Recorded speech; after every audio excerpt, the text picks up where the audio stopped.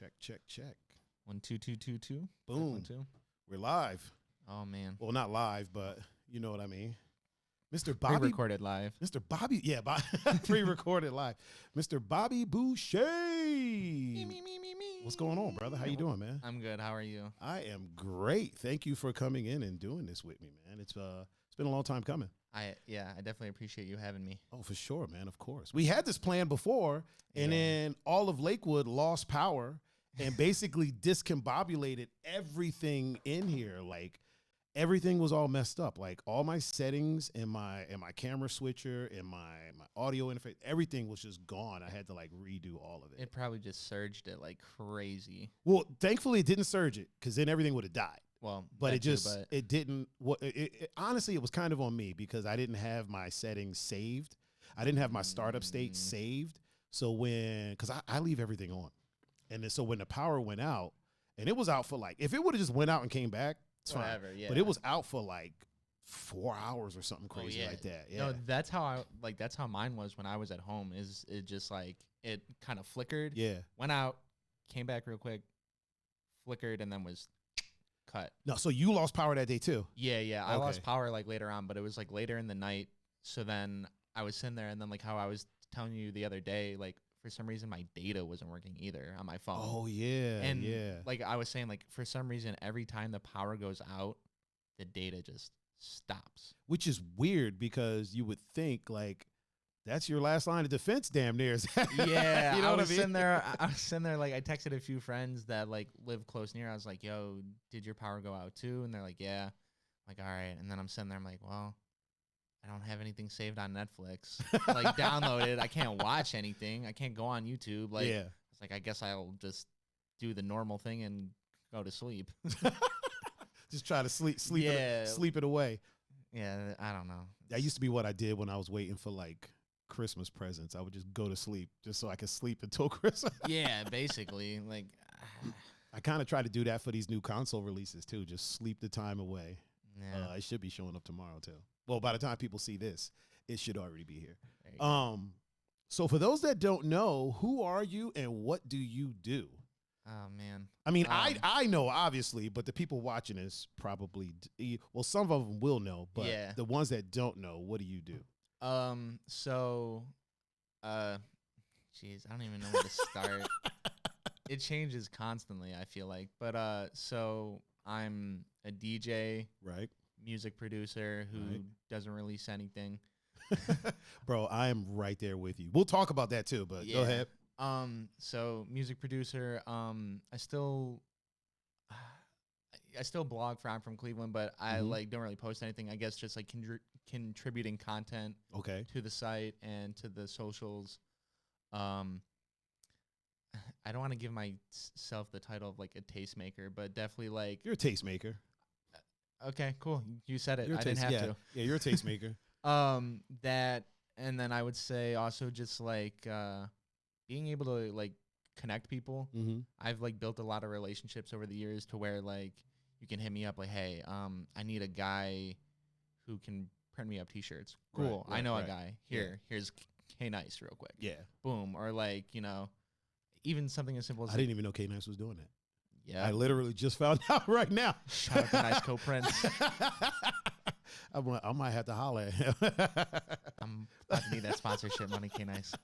Hell yeah. But no, he does great work. He's actually printed like a few things of shirts for me too. And like is that who you get your merch done through? Yeah. Okay. When he originally kind of like he's been printing stuff for a while. Like he started it like a while ago. It started as like a DJ accessory brand. Like and then slowly he's just turned it into like apparel. And so then once he was really starting to push like the apparel for other people, I reached out because I had been thinking about doing merch for a long time. And then I eventually put in the order like during quarantine, like when it really started. I feel like that was kind of the best time to do it too. That's what it seemed like. It was just, I needed something to do. I couldn't DJ, there was no work. And then, I had put out like a feeler and got like a great response from, I don't know, maybe over like 100 people or more of like, yeah, like you should do it. Like I'll buy one. Nice. And then when I did it, I just did like a small amount because I didn't want to go crazy. I didn't want to just like get a bunch of stuff made and then you didn't want to have inventory just sitting around. Yeah, so I did a small number and it sold out within like the first like hour. Nice. And then people still hitting me up after like, yo, I need a shirt. Like, let me know when you make more. And then I did a second run and like same thing, sold out within like an hour. And like there was people that bought them from all over, like people from Wisconsin, Michigan, Columbus, Athens. And you don't want to say you're a tastemaker. Get out of here. Whatever. But yeah, so I'm trying to think. So yeah, I don't know. Yeah, I'm trying to think of what else. It's just kind of everything, just being able to put people together, create relationships for other people, right? And I don't know. There's probably a bunch of other stuff that I can't think of, but I'm sure they'll come up as we talk. More than likely. I mean, it's good to be. I feel like, especially right now, more than any other time, it's really good to be multifaceted. Because if all you were was a DJ, like as soon as we call it the situation. As soon as the situation popped up, like you would have been screwed. I know a lot of cats that like are just DJs. I mean, yeah, they also have a day job, but their identity, period, was as a DJ. Yeah. And then once the situation popped up, like you didn't hear a peep from them. Yeah. You know what I mean? Some of them started live streaming, but when that wasn't doing it for them, you didn't really hear a peep. That's how I was. I wasn't too crazy about doing the live streaming. Like I did a few of like the Instagram lives, whatever. And then I did like a full production setup through NPI. I think I watched that. Yeah, so like we did that, and then like Evie did the one too at Spider Studios. You were there. That was the only 2 times that I live streamed as far as DJing. Was the first one with Evie, and then the second one he had like all hip hop guys. So I was like, yo, if you want me to play something to break it up a little bit, I'll do that. Yeah. And I think I ended up playing like at the end of it or something. But those are the only 2 times I DJ'd on live stream. Like it's cool. Do not get me wrong. Like respect to all the guys that are like on there, like especially like a lot of the bigger name like traveling guys that are doing it now. Like and they're killing it. Like I love watching 4 Color Zach. His streams are. I don't know if you've caught any. I think I caught one of his earlier ones before it was like super crazy, but bro, it's insane now. I'm gonna have to watch one now. I'm gonna have to watch one. They're incredible. He just there's so much that's going on, and when you go in, you're gonna be overwhelmed because there's so much. Yeah, there's a lot happening. Inside jokes, like everything like that. Like if you've been watching it from like the start of it, like there's there's just so much. But I just couldn't get into the streaming, and then I saw a lot of guys who, they were doing stuff, but then even like just being on Twitter and seeing other people like share stuff of just like, certain guys are selling their gear, because they can't like afford to. That was heartbreaking. Oh yeah, that sucks. And then it's just like, I'm definitely fortunate enough for the situation to where like, I'm still at home, and everything like that. So I don't have too much to worry about. But at the same time, like I feel for all these, all these guys that are going through it and that have to, eventually sell their stuff and like basically kind of almost break ties with like something that they love so much and have been doing for years. It's definitely a wild time. Like we've never experienced anything like this. Yeah. I mean, obviously our parents have. Yeah. But because the last time something like this happened was literally the 1920s, 100 years ago. Yeah. So nobody in our circle has experienced it because I don't know any 90-year-old DJs. So nobody in our right. Nobody in our circle has experienced this, and there's really not a standard of how to, you know what I mean? Because even in the 20s when it happened, there wasn't really a lot of people there wasn't as many people then that basically relied on nightlife and. You know what I'm saying? Well, yeah, because obviously it really wasn't a thing, but even back then, obviously most of the jobs back then are people working in factories. Yeah, it was mostly blue collar stuff. Yeah, exactly. I mean, especially here in Cleveland with it being such a hub at one point, my grandpa tells me stories all the time of like when he was like basically working in a factory. Oh, okay. Or like his uncle, I think, like just working in a factory, like throughout his life. Yeah, but like. that's what a lot of those people did. And then even in like those factories, those working conditions, they would get sick from there. Yeah, yeah. Just because of like terrible working conditions. Yeah, exactly. I think we're a lot more equipped to handle it now than they were then, for sure. Yeah. What got you into music? Like, what was like your first? Let me ask you this: what was the first time that? First, what got you into music, and then also, what was the first time that you thought you wanted to be a DJ? So, I'm trying to think. I mean, it's a pretty simple story of just like your parents like sharing music with you and everything like that. So, I mean, I can remember like being in the car and like my mom or like dad playing like cassette tapes and everything. Right. Like they were like holy shit, cassette tapes, hit songs or whatever on them. But then like eventually, listening to like I like my dad like later on like he put me on to like a bunch of like blues music and blues artists and stuff like that because that's what he was into, classic rock, everything like that. Yeah. So even before DJing was even a thought or I knew what it was, like I was already into like rock and blues and like classic rock, some pop music that you would hear on the radio. Yeah. But then like I wanted to be in a band. Okay. So and then like I originally wanted to play drums and then it just never happened of getting a drum set. So then eventually my dad was like, well, here, how about you try playing guitar? So then he got me that. And so then for the longest time leading up to DJing, like I was in like some rock bands or like I got like super into like heavy metal, like screamo. So you can play guitar. Yeah. Like I like technically I've been playing for like 10 years. I never knew that. I'm learning that right now. It's a little known fact. Okay. But so yeah, that's how it all started. You heard it here first. Bobby Booshay can play guitar. Yeah. I mean, I haven't been playing as much recently, but if there's like a new song or something that I hear that I want to figure out, like I'll like mess around with it. But so yeah, like that's how it started. And then eventually when I knew I wanted to like DJ, I started to get into like dubstep. Okay. So like before it got really popular and mainstream or whatever. So I was listening to like early Excision and like stuff like that, just real heavy bass. And so I at that point I was like, all right, well, I want to produce this because like I want to figure out how they're doing it and like make my own, and then I want to DJ it too. And so then that's kind of how it started with that, and then eventually started to get into rap, and then I was going to like rap shows and stuff like that, and then seeing somebody like EV, seeing him, I think I saw him open up for MGK like way back. Okay. Saw him open for like Mac Miller. I'm pretty sure Mac Miller. Whatever.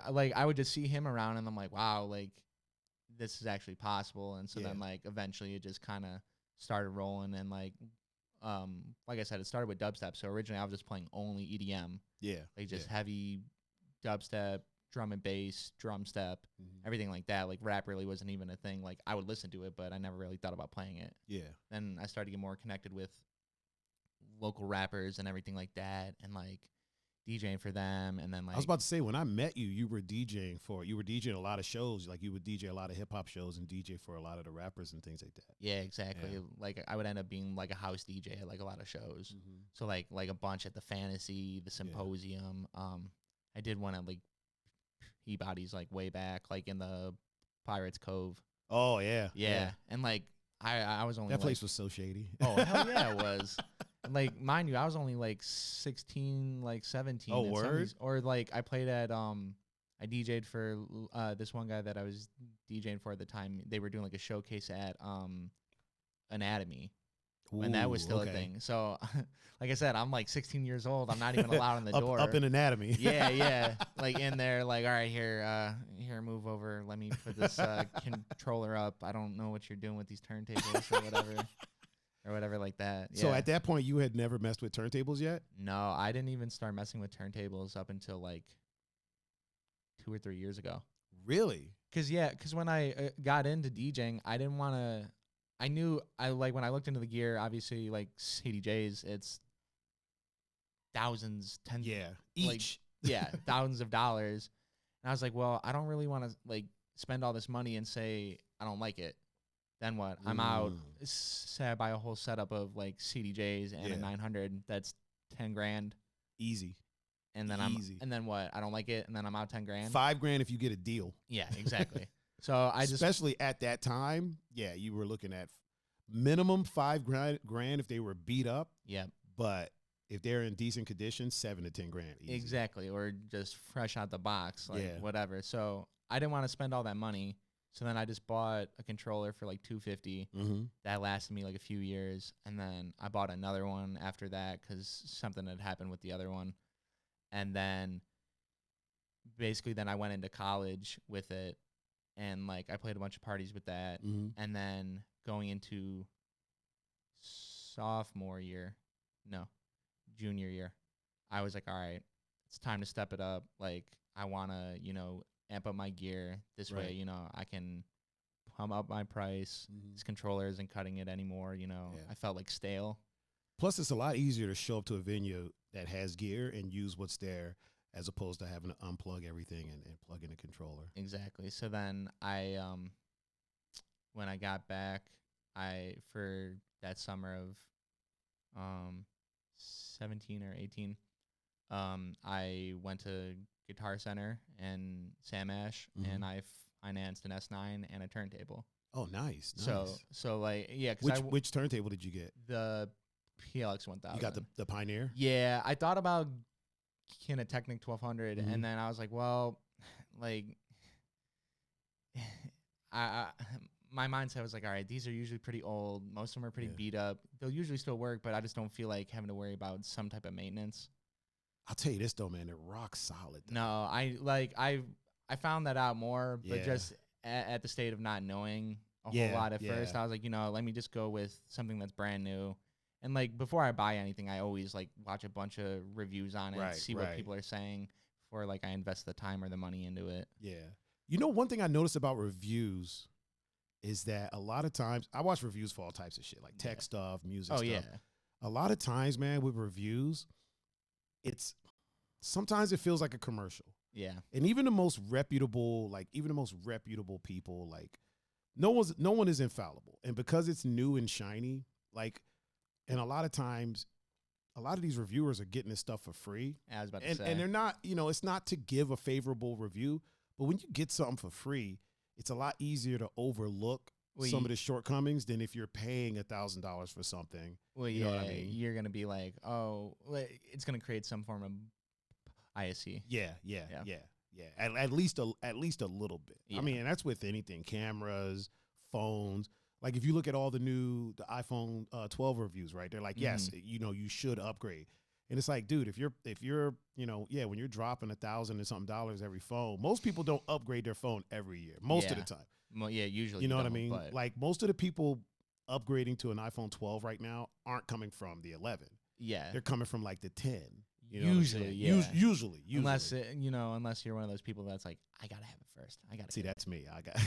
See, like I respect it, and usually, like I've been having, knock on wood, I've been having really good luck with this phone. Yeah. Like the iPhone 11, but like before, I'd had the whichever one before for about a year, and then my charging port started to get messed up. Yeah. So then I was like, all right, let me upgrade. And then seeing this, I'm just like, I don't need it. There's no need for it. Like there's not much difference to me, at least. If you're not doing a ton of video with your phone, you really don't need to upgrade. I mean, even with the current one, the video's amazing on the 11 or 11 Pro Max. Yeah, video is amazing. Yeah. And if you're not like, there's certain situations like, when people ask me, I'm like, well, what are you going to be doing with your phone? Yeah. And if you're just doing social media, occasional, fun video here and there, whatever, then yeah, just stick with what you have and see and wait and at least wait for a price drop. Yeah. You know what I mean? Not that Apple drops their prices often, but at least try to wait for some type of price drop or something. But yeah, if yours is working right now, you don't need the 12. Yeah, exactly. There's nothing wrong with it. I'm good with my phone. I'm not dropping it a bunch. And I was shooting some video stuff, but even when I put it to the highest setting, like the highest what's it called? I can't think of the term. Put it on 4K. Yeah, 4K 60, yeah. On 4K, like my Mac, it's a 2015 Pro, but it can't even handle it. Oh, really? Not really. Like Yeah, because I'm just doing basic stuff in iMovie, and it's just like... Oh, that could be why. You got to get to Final Cut. I know. Yeah. We'll get you sorted. Yeah, right. So you got your S9, and then you got your Pioneer mixer. Yeah. So you were just doing the one turntable thing? Yeah. Bro, that started to become like a Cleveland thing. Like, bro, I've gone out of town to play, and they've had like one CDJ set up. And I'm like, I've always been a 2-deck person, like always. Yeah. And I'm like, what the hell is this? They're like, well, we know how you Cleveland guys are. And I'm like, dude. The fact that out of town it becomes such a reputation. Right. I'm like, oh, boy. I mean, yeah, it was just kind of a situational thing of, you know, like I said, I was financing it, so the card was basically maxed out at that point. Okay, gotcha. So I'm like, you know, I can deal with one. Yeah. And I probably should have just hit the bullet and bought 2 because I kind of screwed myself over because I'm so used to just the left side. Yeah. And now, even when I have 2 decks, I just... You just ignore it. I just throw, like whatever I bring in on the left, as soon as it's good, I just throw it on the right and switch it over. Instant doubles. Yeah. I've just been trying to break the habit now of like pushing myself to get out of it. And then recently over quarantine, I bought a second turntable. Yeah, I remember seeing that on your IG. Yeah, so I was like, all right, cool.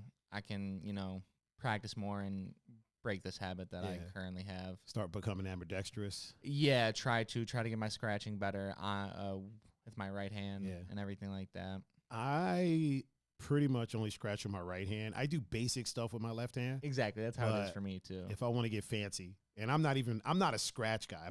I was never me coming up. I was a house head, so there wasn't a lot of scratching in house until like. There was a few DJs that did it, and I used to try because all my friends were hip hop heads. Yeah, and I was a hip hop head, but like as far as playing music, I played house. I was about to say, and it's kind of frowned upon within house music, isn't it? Not really, because house and hip hop kind of go hand in hand. True, you know what I mean. I've just but scratching. That's what I'm talking about. Oh, scratching is scratching within house music. It used to be very frowned upon. Yeah. And because a lot of house DJs used to use a rotary mixer. You know what a rotary mixer? Yeah. They used to use a rotary mixer. Yeah, and you're not fucking scratching with that. You know what I mean? Yeah.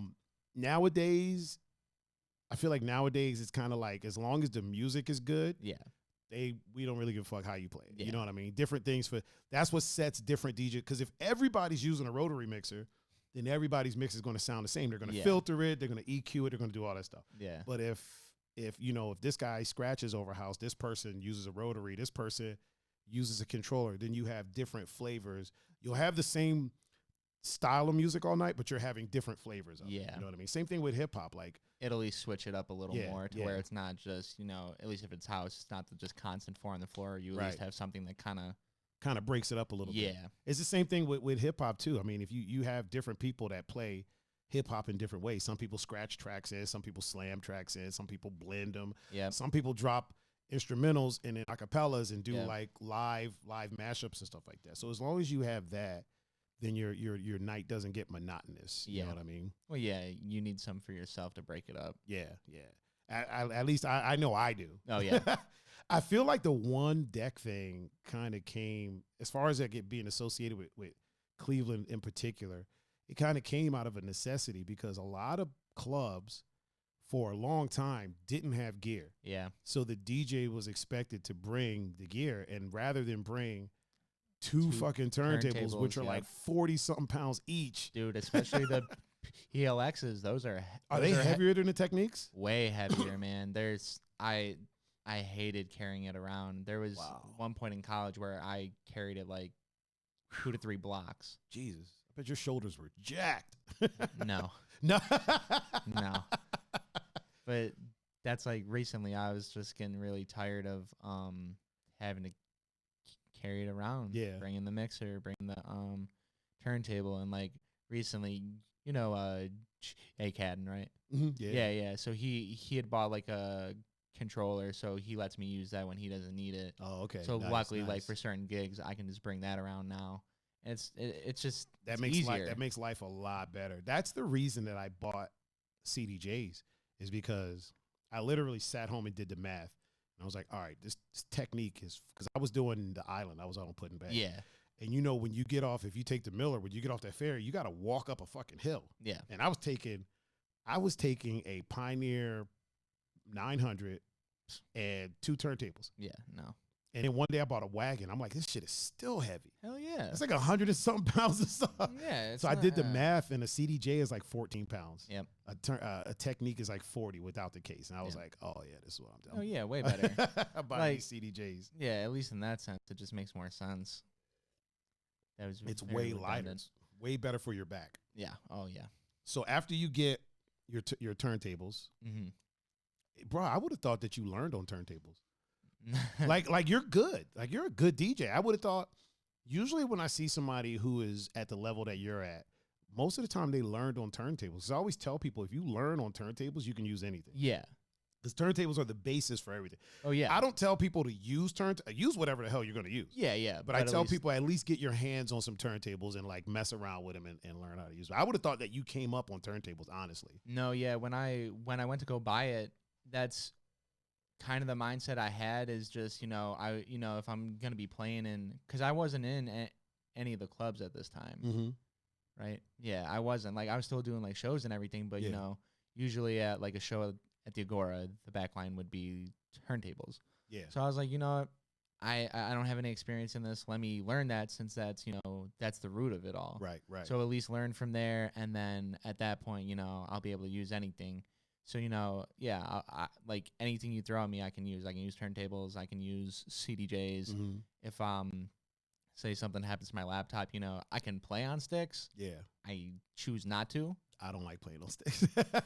My mind doesn't work fast enough, and I have to get my playlist organization way better for them. Yeah. But, I have a feeling that, because I know this is what I do, I have a feeling that when you play out, especially at clubs and stuff like that, you pretty much just wing it, make it up as you go. Oh, always.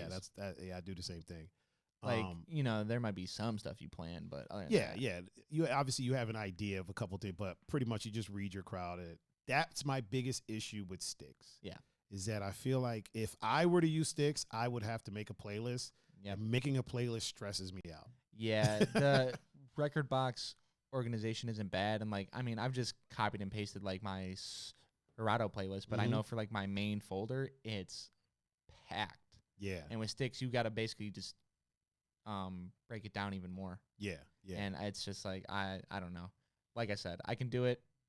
It's not my first choice, but if the situation comes down to it, whatever. If in an emergency situation, you can do it. Yeah. And honestly, that's what's really important. As long as the show can go on, you're good. When people ask me how often I practice, because I'm not a scratch DJ really, I don't really practice DJing. Yeah. But I do practice situations. Yeah. So I'll practice DJing from one deck. I'll practice DJing all internal in case neither one of the decks work. Yeah. I'll practice, playing from sticks. Yeah. I've even practiced. I even have. I got like so in my backpack I got like an emergency. I got a cable that can go into my iPad. Yeah. That goes to RCA, and I have the. Have you seen that app Tone Table? It's basically a signal for it'll work for Serato, it'll work for Track, it'll work for everything. Yeah, and it's there's a deck on the iPad. No shit. So I practice DJing from that in case all else fails. You at least got something. Yeah. I think about, well, when you go out of town, if something screws up, you're screwed. You know what I mean? At least here we can go home. Yeah. Like I don't know what area you're living in, but I know I'm like 8 to 10 minutes away from downtown. So if something messes up, I can just go home, come back. I'm out in Menor, so it's at least like 25 minutes, but it's doable. Yeah, it's doable. It's nothing crazy, but then that's why you just kind of prepare for those situations. I think that's something like a lot of newer guys don't realize yet. Right. It's like you got to be prepared. So I have my USB on me at all times. I have a backup external hard drive with me at all times. Yeah. Say whatever, God forbid my computer hard drive gets shot. Boom. I can just I'm still good. Yeah. And I backed it up, and then I have a backup of the backup of the backup. Right. Redundancy. Redundancy. Yeah. So just like prepared for whatever extra cables because usually when I use CDJs, I'll go HID mode. Yeah. So whatever extra USB cables in case if one doesn't work or something like that, or then a RCA to aux port. You know, say something happens. All right, let me plug my phone in real quick. Yeah. Something like that. Or like just an example of the situation is like where I was playing a Magnolia and something had happened to where trying to think what it was. Either something my laptop disconnected from the mixer or like there's a quick surge or something and then my laptop disconnected. So then I had to reset it. But so, you know, all the music stops. I'm like, oh shit. Like real quick. I already had my USB in the CDJ. Yeah. I go quick. I go to 50 Cent in a club. I get on the mic. I get on the mic once the music cuts out. I'm stalling for time, you know, whatever, as I'm searching on the CDJ, saying whatever's coming out of my mouth. Yo, if you're celebrating a birthday, blah, blah, blah, whatever. Scrolling. Blah, blah, blah. Yeah. All right, well, then let's party like it's your birthday. Boom. Hell yeah. And then it goes in, and then later on, one of the VIP hosts came up to me. He's like, dude, that was so sick. He was like, the music cut out, and you were just going. But like a situation like that, it's not something you can plan for the idea of it happening, but you can't plan for when it actually happens. Yeah. So just having some form of a backup ready, it will save you in the long run, like more than you might realize. I feel like the only way to plan for that is to have somebody over your house, start playing, and have them yank the USB cable like randomly. Yep. Because if it becomes muscle memory, it's a lot like training to fight, right? You put yourself in positions that you'll end up in. Mount, getting underhook sunk on you, getting clinched up in a corner, stuff like that. Know how to handle that way, it. when it happens in a fight, you're like, okay, I've been in this position 1,000 times, and you just act. A lot of times you see DJs, the music cuts, and they do this. Yeah, they're like, they stand there like that, which what do I do? Yeah, I never understood like why. Like, yo, dude, stop looking at the gear and do something. Yeah, like, figure something out. I could get it for like a split second real quick, but then it's like, if you're not trying to actively figure out what the issue is, then it's like, well, like you got to do something. I feel like that happens a lot more with newer. And when I mean by newer, I don't mean people that just started recently. I mean people that they're newer to DJ. Yeah. Like they've only been doing it for like a year. Yeah. You know what I mean? They get these opportunities, something messes up, and it's almost like they want the crowd to know it wasn't me. Oh, yeah. So they first thing they do is throw their hands up in the air. Whereas opposed to veterans or people that have been doing it for a while, or more seasoned people, if you will, like you know, you, myself, John Doe, people like that. When things like that happen, immediately it's like, okay, I need to get music back on somehow.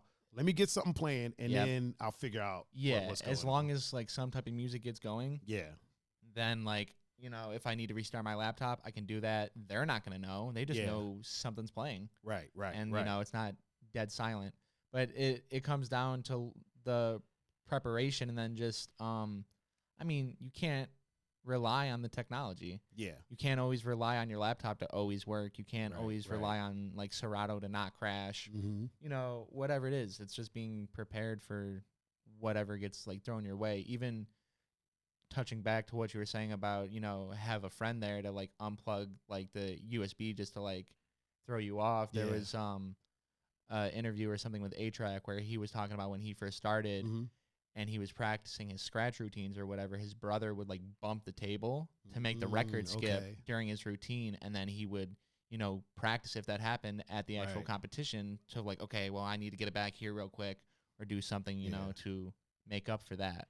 I mean, it's so smart. It's a smart thing to do. Yeah. And being prepared for stuff like that it'll make your night so much easier. Oh, yeah.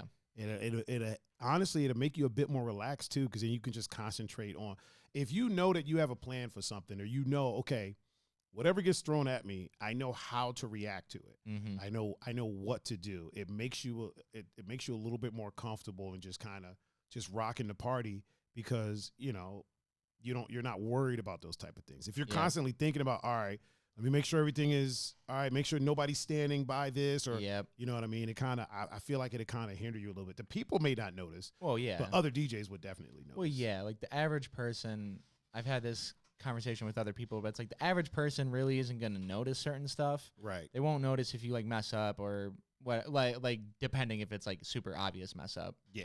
But the average person isn't going to notice. And then, yeah, it's just taking away any possibility. Like that's what because before a while I had all my music on an external and I would play on an external hard drive. So then I'd have to sit there and be like, I have to make sure like nobody accidentally bumps it. Yeah. Nobody accidentally unplugs it because then everything's going to stop. Right. And then I was like, it got to the point where it was happening more and more and more. I'm like, all right, let me go all internal now. Yeah. I upgraded my hard drive. So now I can fit all that music and more onto it and just take away the stress of like, all right, well, what if some drunk girl bumps it? There was literally one of the nights I was playing in Columbus. There were some girls around me. I was like, hey, whatever you do, just don't bump this. Yeah, just stay clear of right here. Right. No problem, no problem. Minute later, boop, music stops. I'm like, so do you remember what we just talked about? The thing not to do, we just did it. Like I literally just told you. Yeah, and they're sitting there like, I didn't do it. I was like, I kind of saw you do it. I was at a club. This was probably right before the situation happened. And in this in particular club in the DJ booth, it's very poor design. But the all of the power runs off of this one box that has a switch on it. And it's like towards the ground where you could like accidentally kick the switch. And a girl came in the booth and her and her friend were dancing and they kicked it and like everything shut off. Yep. And I was like, I didn't know what happened because that's whole one of those booth lost power. And then thank God I have a really good memory. I looked down and I noticed because there's always an orange light. Yeah. And I'm like, that orange light isn't on. Yeah. Okay, let me hit that. And I hit that and everything came back on. I was like, whew. Yeah, it's just another troubleshooting situation. Yeah, that's the nature of the beast. Knowing like, where you are. Obviously, if you're out of town, you're not used to somewhere. Right. But when you're at least in your home turf, like. Yeah, you should know. Yeah. Let me ask you this. When you go out of town, do you survey the land per se? Like, do you go to the club, see what their setup is? Like troubleshoot or anything like that? Like, or do you just wait until it's time for you to play and then jump on? For the few times that I have gone out of town or played anywhere, I really didn't really survey anything. Like, I'll ask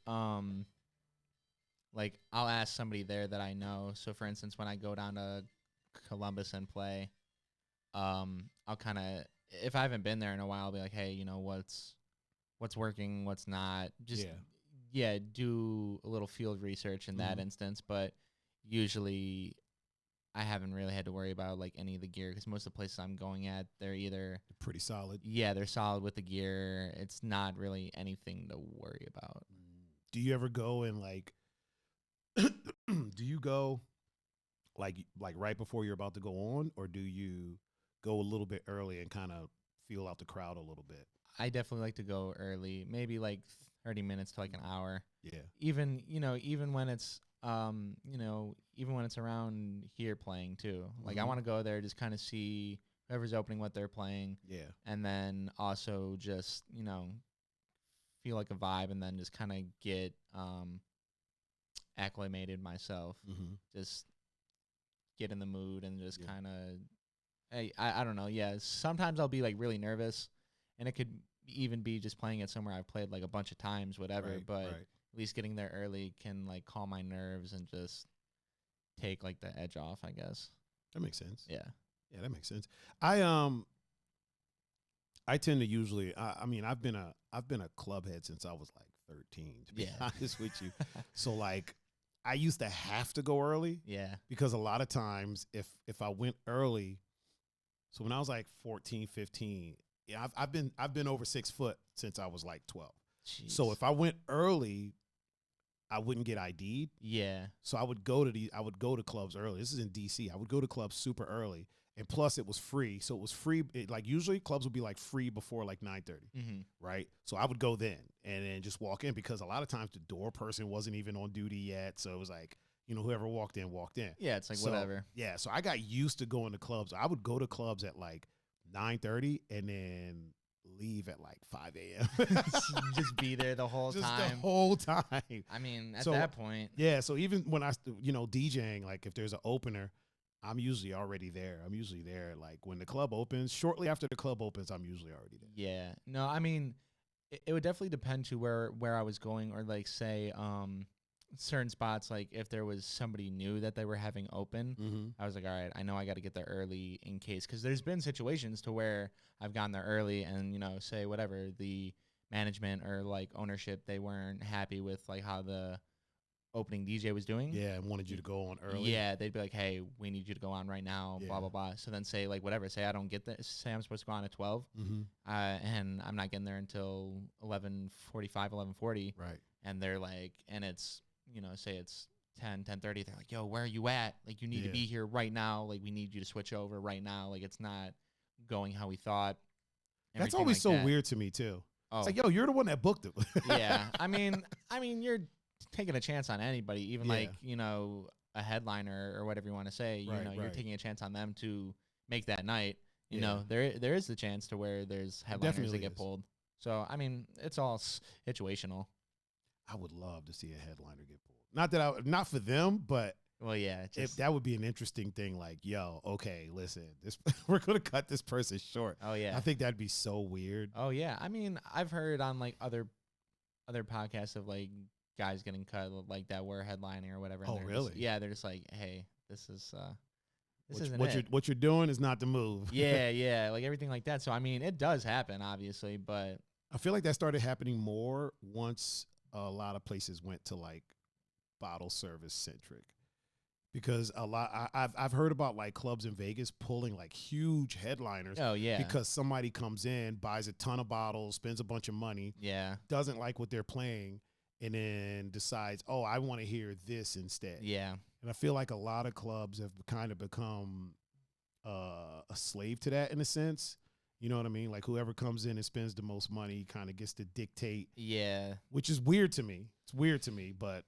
Yeah, I mean, I get wanting to like please your clients and everything that. And I get it. That's one person is spending a lot of money. Yeah.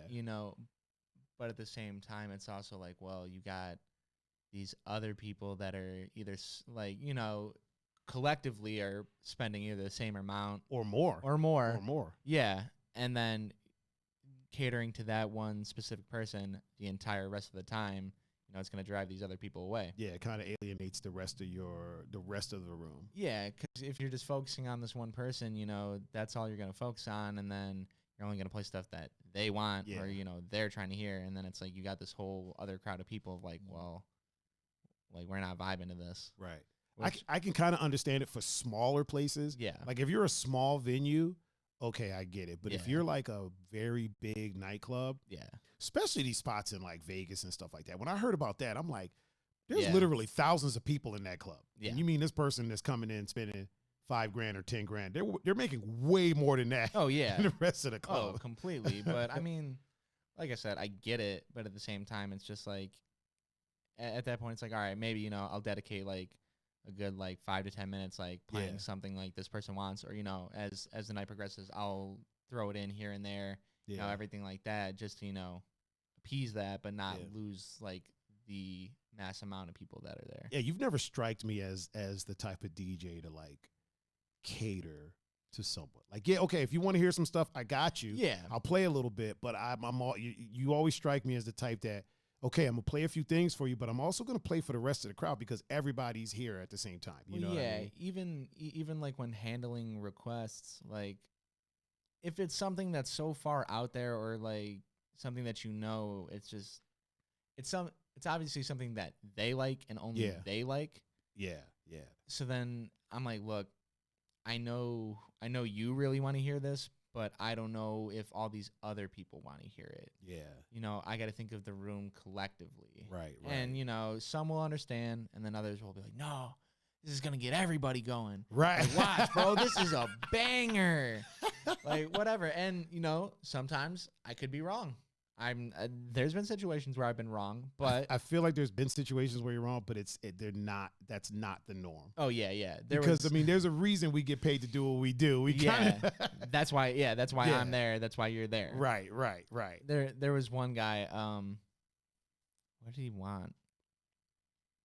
He wanted some. I can't remember if it was a rap song or something.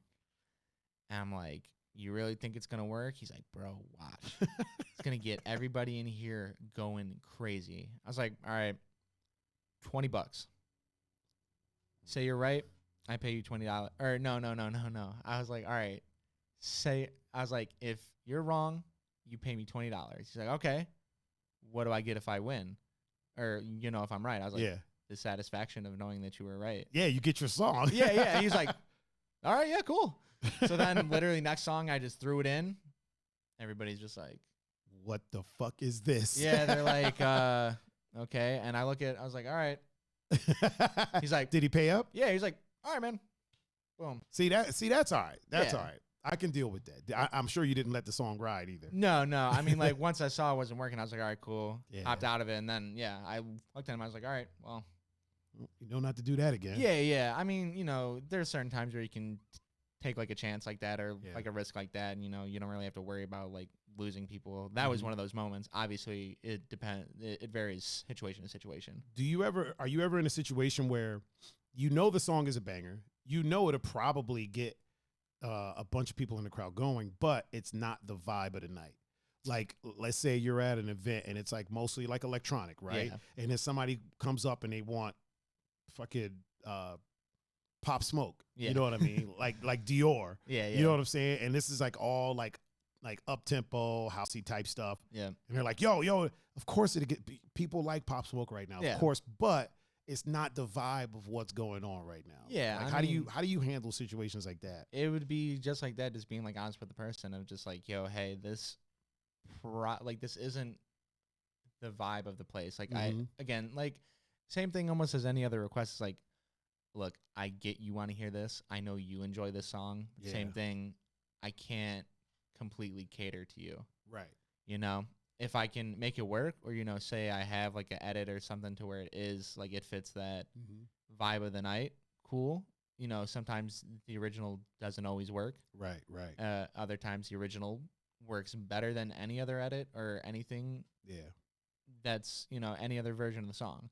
So it just breaking it down to the point to where they can understand the situation of like, hey, I think if I do this,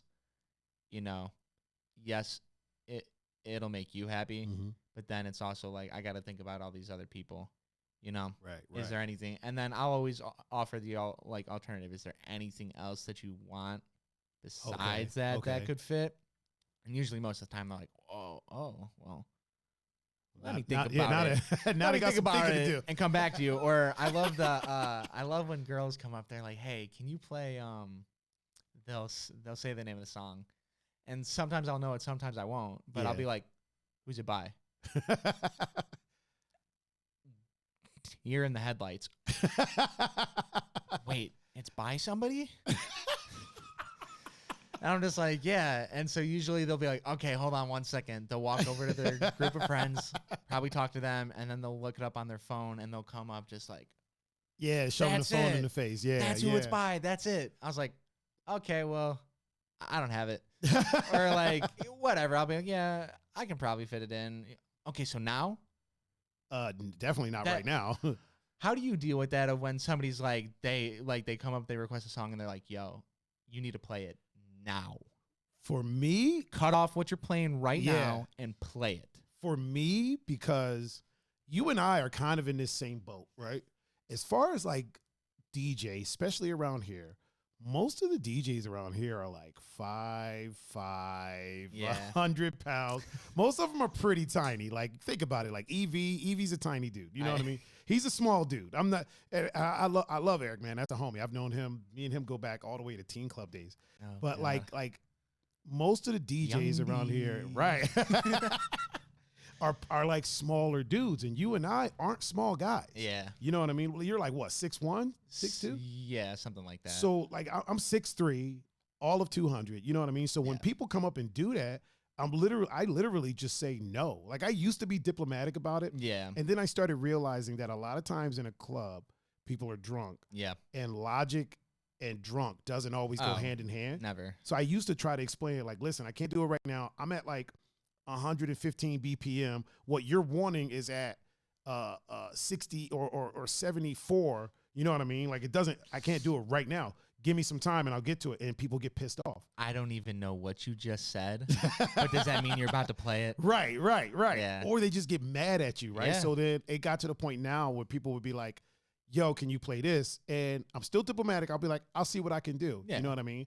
Well, can you do it next? And I'll just say no. Yeah. And then go back to what I'm doing. Yeah. And then usually they're kind of like, sometimes, okay. Usually they're like, okay. A lot of times they'll be like, they'll call me rude. Yeah. But you can't call someone rude when you're interrupting their job. Well, that too, yeah. You know what I'm saying? If they're being rude from the start. Yeah.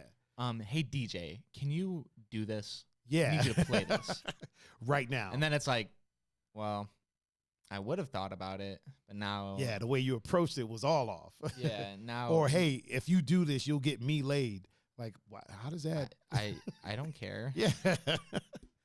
So how do you deal with, because I know one of the places that you DJ at, like just like one of the places I play at, the DJ booth is kind of in a VIP section. Yeah. How do you deal with, listen, if you're in a VIP section, eventually someone's going to be drunk. Yep. Someone's going to either want to stand behind you or by you or kind of in your way in a sense. Yeah. How do you deal with that? Because I know you obviously we handle things diplomatically. We're not just throwing people. We're not physically throwing people. I mean, unless it comes to it. But so how do you handle that? How do you handle the drunk people trying to like get in your way? Well, I've never had anybody like thrown out from the club, like completely thrown out. I've had them taken out of VIP.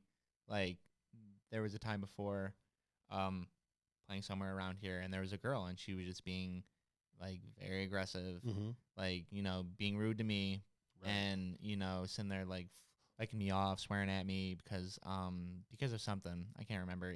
Either me saying no, like, I'm not going to play your song. Oh, so she was mad. Yeah. And I was just like, I called for security. I was like, hey, don't throw her out of the place, but just take her out of here. Okay. You know? I was definitely like annoyed and like kind of angry, but I was just like, you know what?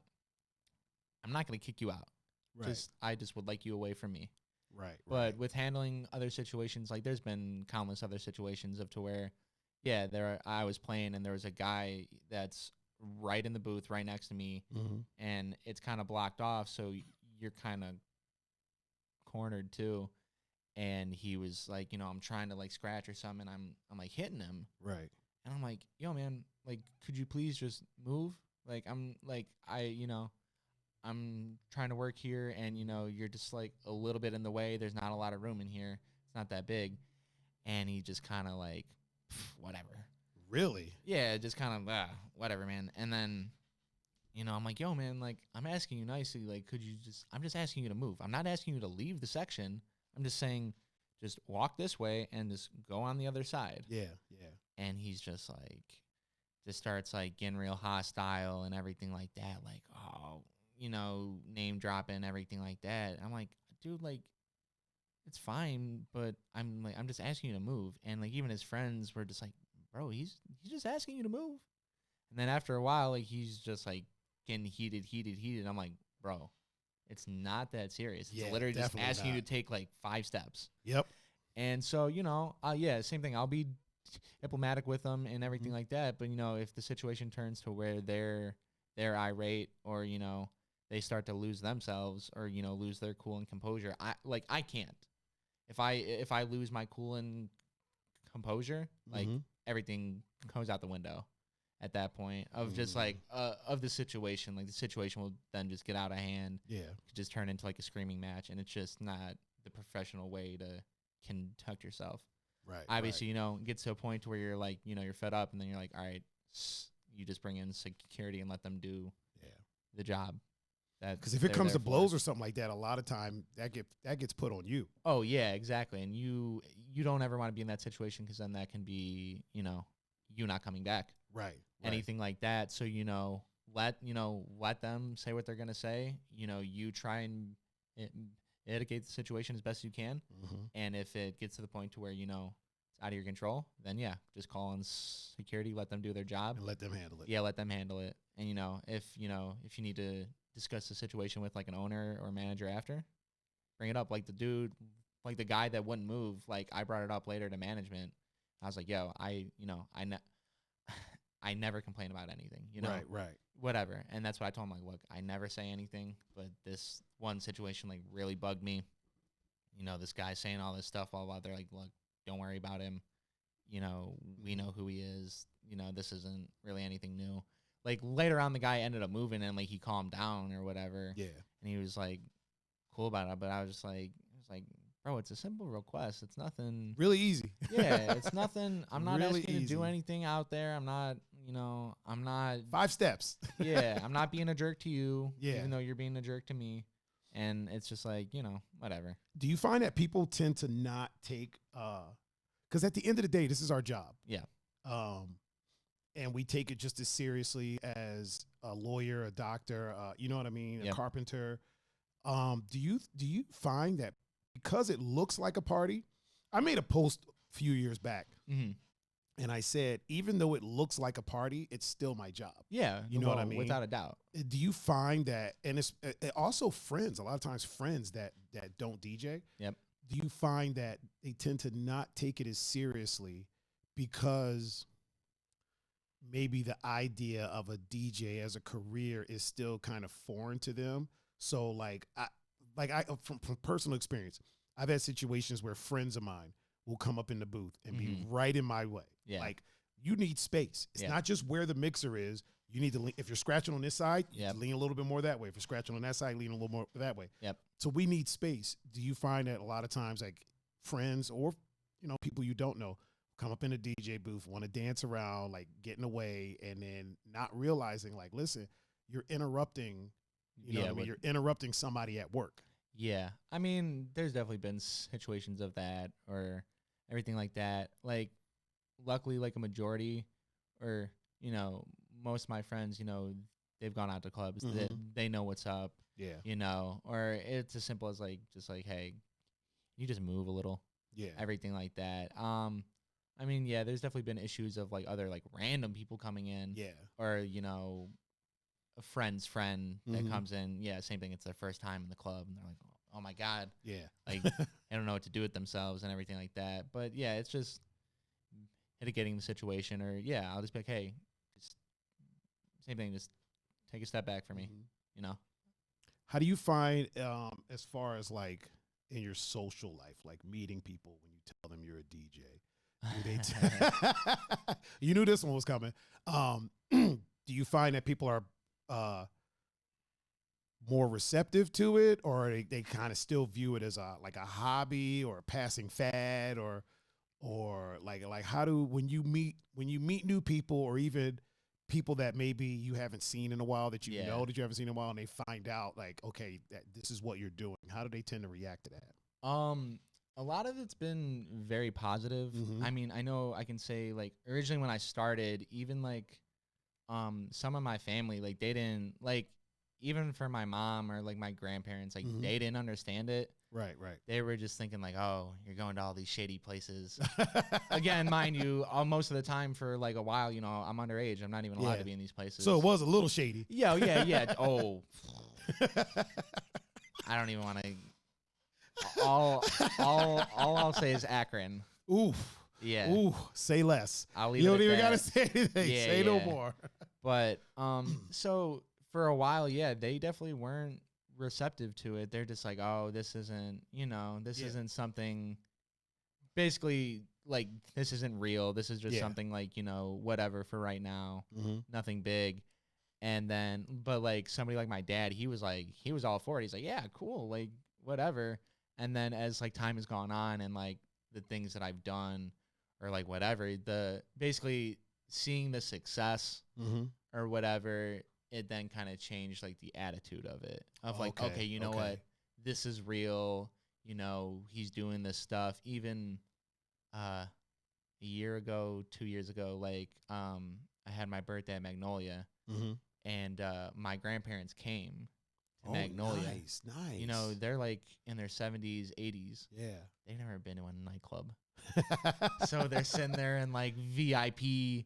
They're bringing out the bottles with the sparklers. They're like sitting there like, whoa. And like, I mean, they already like accepted it before that, but then like that's when they were really like, you know what? Okay. Yeah. Well, that's when I think they were like, all right, you know what? This is really actually something. Mm-hmm.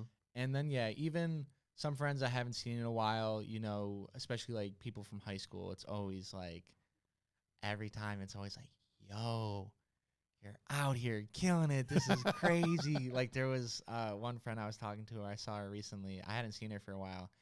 And she was like, yeah, when you were doing it in high school, we were just kind of like, oh.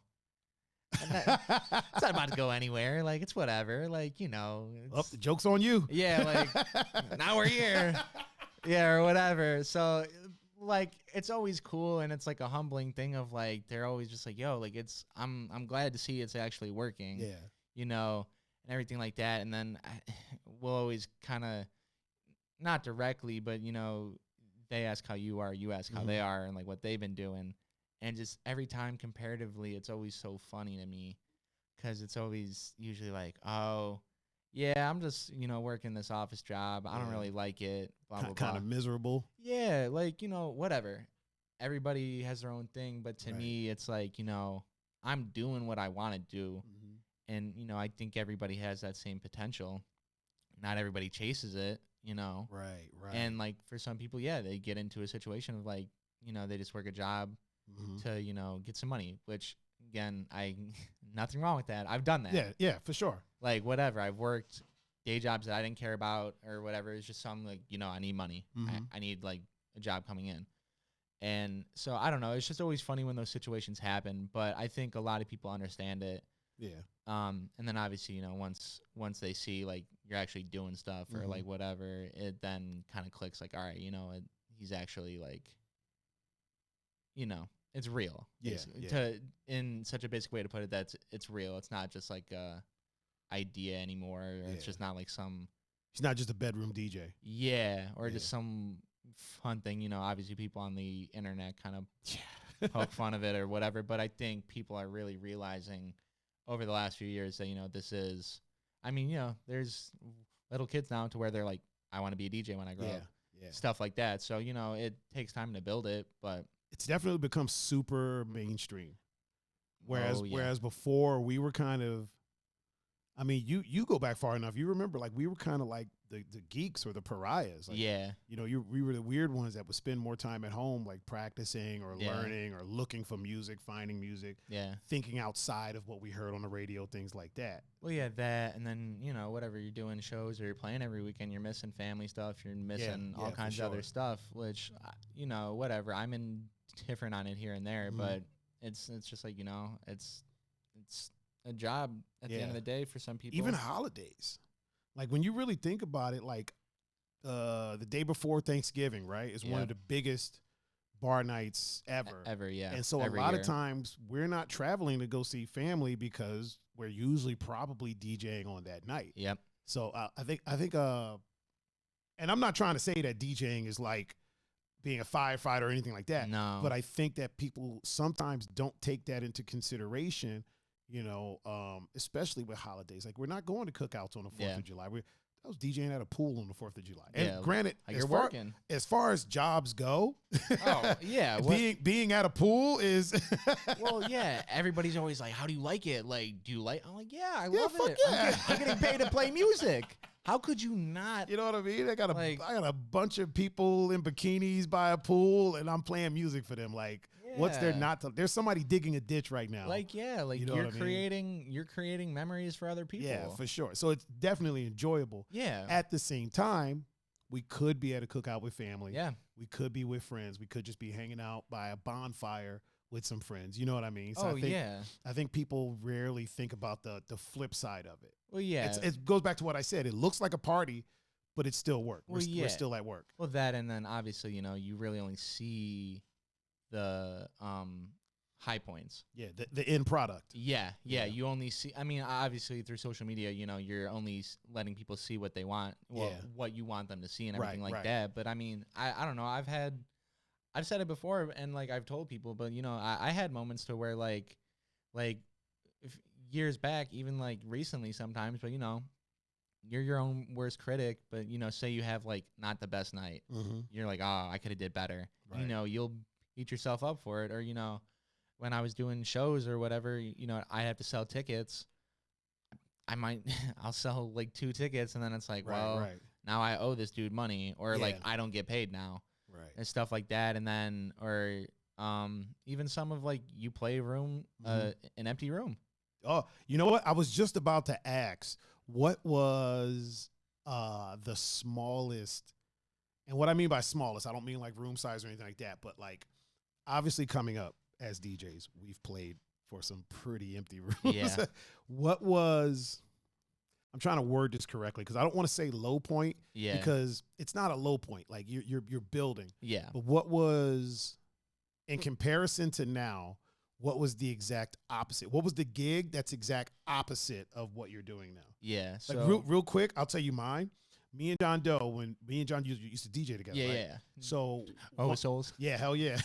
I know. One evening we went and played. It was at this spot in Coventry, and we basically DJ'd for like some French fries, chicken tenders, like nothing. Like literally, there was 2 people there, and they were eating, and we DJ'd from 9 to 2, like normal, but we got dinner.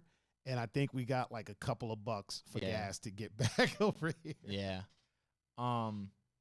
It was playing in Paynesville at Scores Fun Center. Okay. So it's like a bowling alley. Yeah. They have laser tag, and then they have like an area to where it's like it's a bar too, and then they have a stage, so they'll have like local bands or whatever. And I think it was just like they were trying to throw like a pajama party or something, like just trying to start like a night. Yeah. And like I went and played, and this was like way early on, so I can't even remember if I was like playing hip hop too, or if it was still like EDM. And like I went, I played, there was nobody there. I can't even remember how long I played for. I don't know if it was a whole night or if it was like maybe like 2 hours or something, but like there was nobody there, nobody at the bar. There was maybe a bartender at the bar, but barely there because there was nobody there. And there was barely even staff. There was nobody. And like I can remember I left and I'm driving home and I'm just like, this sucks. I suck. Like I want to quit. Started doubting yourself. Yeah, like I said, you're your own worst critic, and something like that, that's like it's kind of out of your control and everything like that. But just in a moment, you're gonna. Like, I just put myself down like crazy. Like, wow, like I said, like, I suck. What should I even continue to do this? Right. Like, just a lot of self-doubt. And it'll happen still. Yeah. But, like, I found, I'll feel that way in that moment, and then I'll kind of bring myself back, like, you know what? There's always next time. Yeah. I was just about to ask, touching on what you just said, what brought you out of the mindset of, do I even want to do this anymore? So what enabled you to keep going? Just basically like telling myself, like, you know what? There's this time, there'll be moments like that. Like you're still building and working towards stuff. The next gig is a new gig, like everything like that. So, just trying to keep in mind of, just because this happened this time doesn't mean it's going to happen every time. Doesn't mean, I don't know, just giving self-reassurance. Yeah. Of like, this isn't as bad as you might think. It can be better. Obviously, you usually want a packed room. You want a good party. Sometimes you won't have it. And, it's just kind of just, I'm trying to think of how I want to say it. Just own self-reliance and just getting yourself back out of it. Because some people, they could just let it keep going, and then actually, be like, all right, you know what, I'm done. Right. Everything like that. But there's been so many moments of that to where it's like, okay. Even like in college, I was DJing at like a hookah bar. I was DJing. I feel like every DJ has DJed at a hookah bar. Yeah, I mean, it happens at some point. But like same thing. Like I didn't want like a regular job at college. You know, if I can DJ and make money, whatever. But I was playing there from 10 p.m. to 4 a.m. and like the pay was disgusting. It was $80. Woo! Yeah. Oh my God. Yeah. 10 to 4, $80? $80. And I'm like, you know what? Like, I just got to suck it up. Like, you know, I need some right now. And, you know, you got situations where you just got to do what you got to do. And, you know, I would do that. And it would be on like a Saturday night. So then I'm in college and all my friends are out partying. You know, they're at other bars. Like, some will come and stop and say hi to me. Then it's just like. Did the hookah bar usually get busy or no? Kind of like towards like later in the night, you know, it's kind of die off. And then people are just wanting to hear some like random shit. Yeah. But it was just like, it'd just be sitting there, like, maybe throw some on, whatever. Like, it was one of those gigs where you just don't really care about it. Yeah. And so, but then, yeah, same thing. Like, I get off at 4 a.m.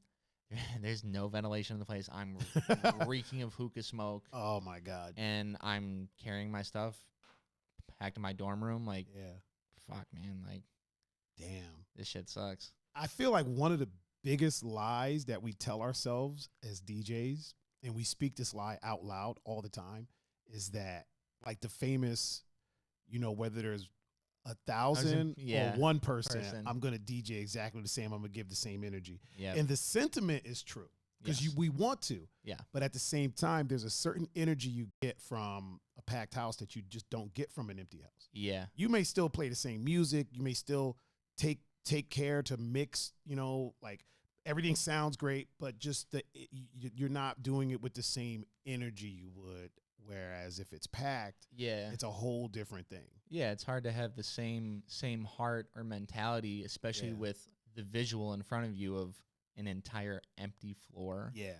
And then you're just like, well, like, what do I do? Right. Like you said, you can play the same music, but there's nobody there. Yeah. And if there is people there, you start to feel like you're being held hostage by them because you're like, damn, if I play something they don't like and they leave, that's it. Like, boom. Wow. All right. Now now there's really nobody here. Yeah. Well, it's what was I gonna say? I don't know.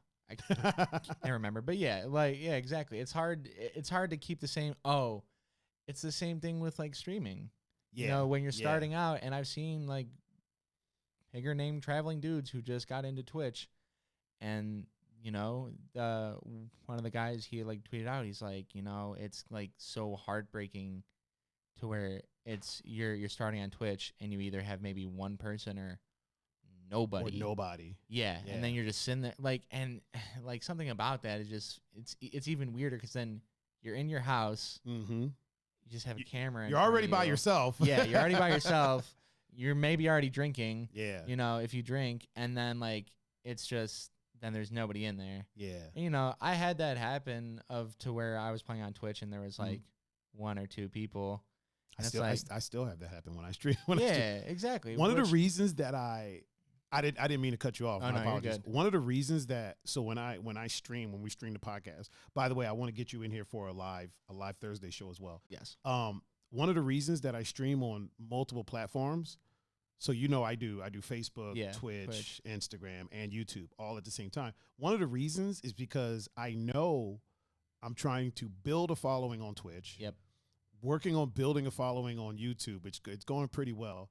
But I know I have friends on Facebook. Yep. So the thing of it is I know that if I stream on Facebook, at the very least, I got, you know, 15 to 30 friends that will watch there. Yeah. So there's interaction. Yep. Because it's really like streaming is more so than about performing. Streaming is about interaction. Yeah. Yeah. And if there's nobody in there, there's nobody to interact with. Yeah. So you're basically talking to yourself. Yeah.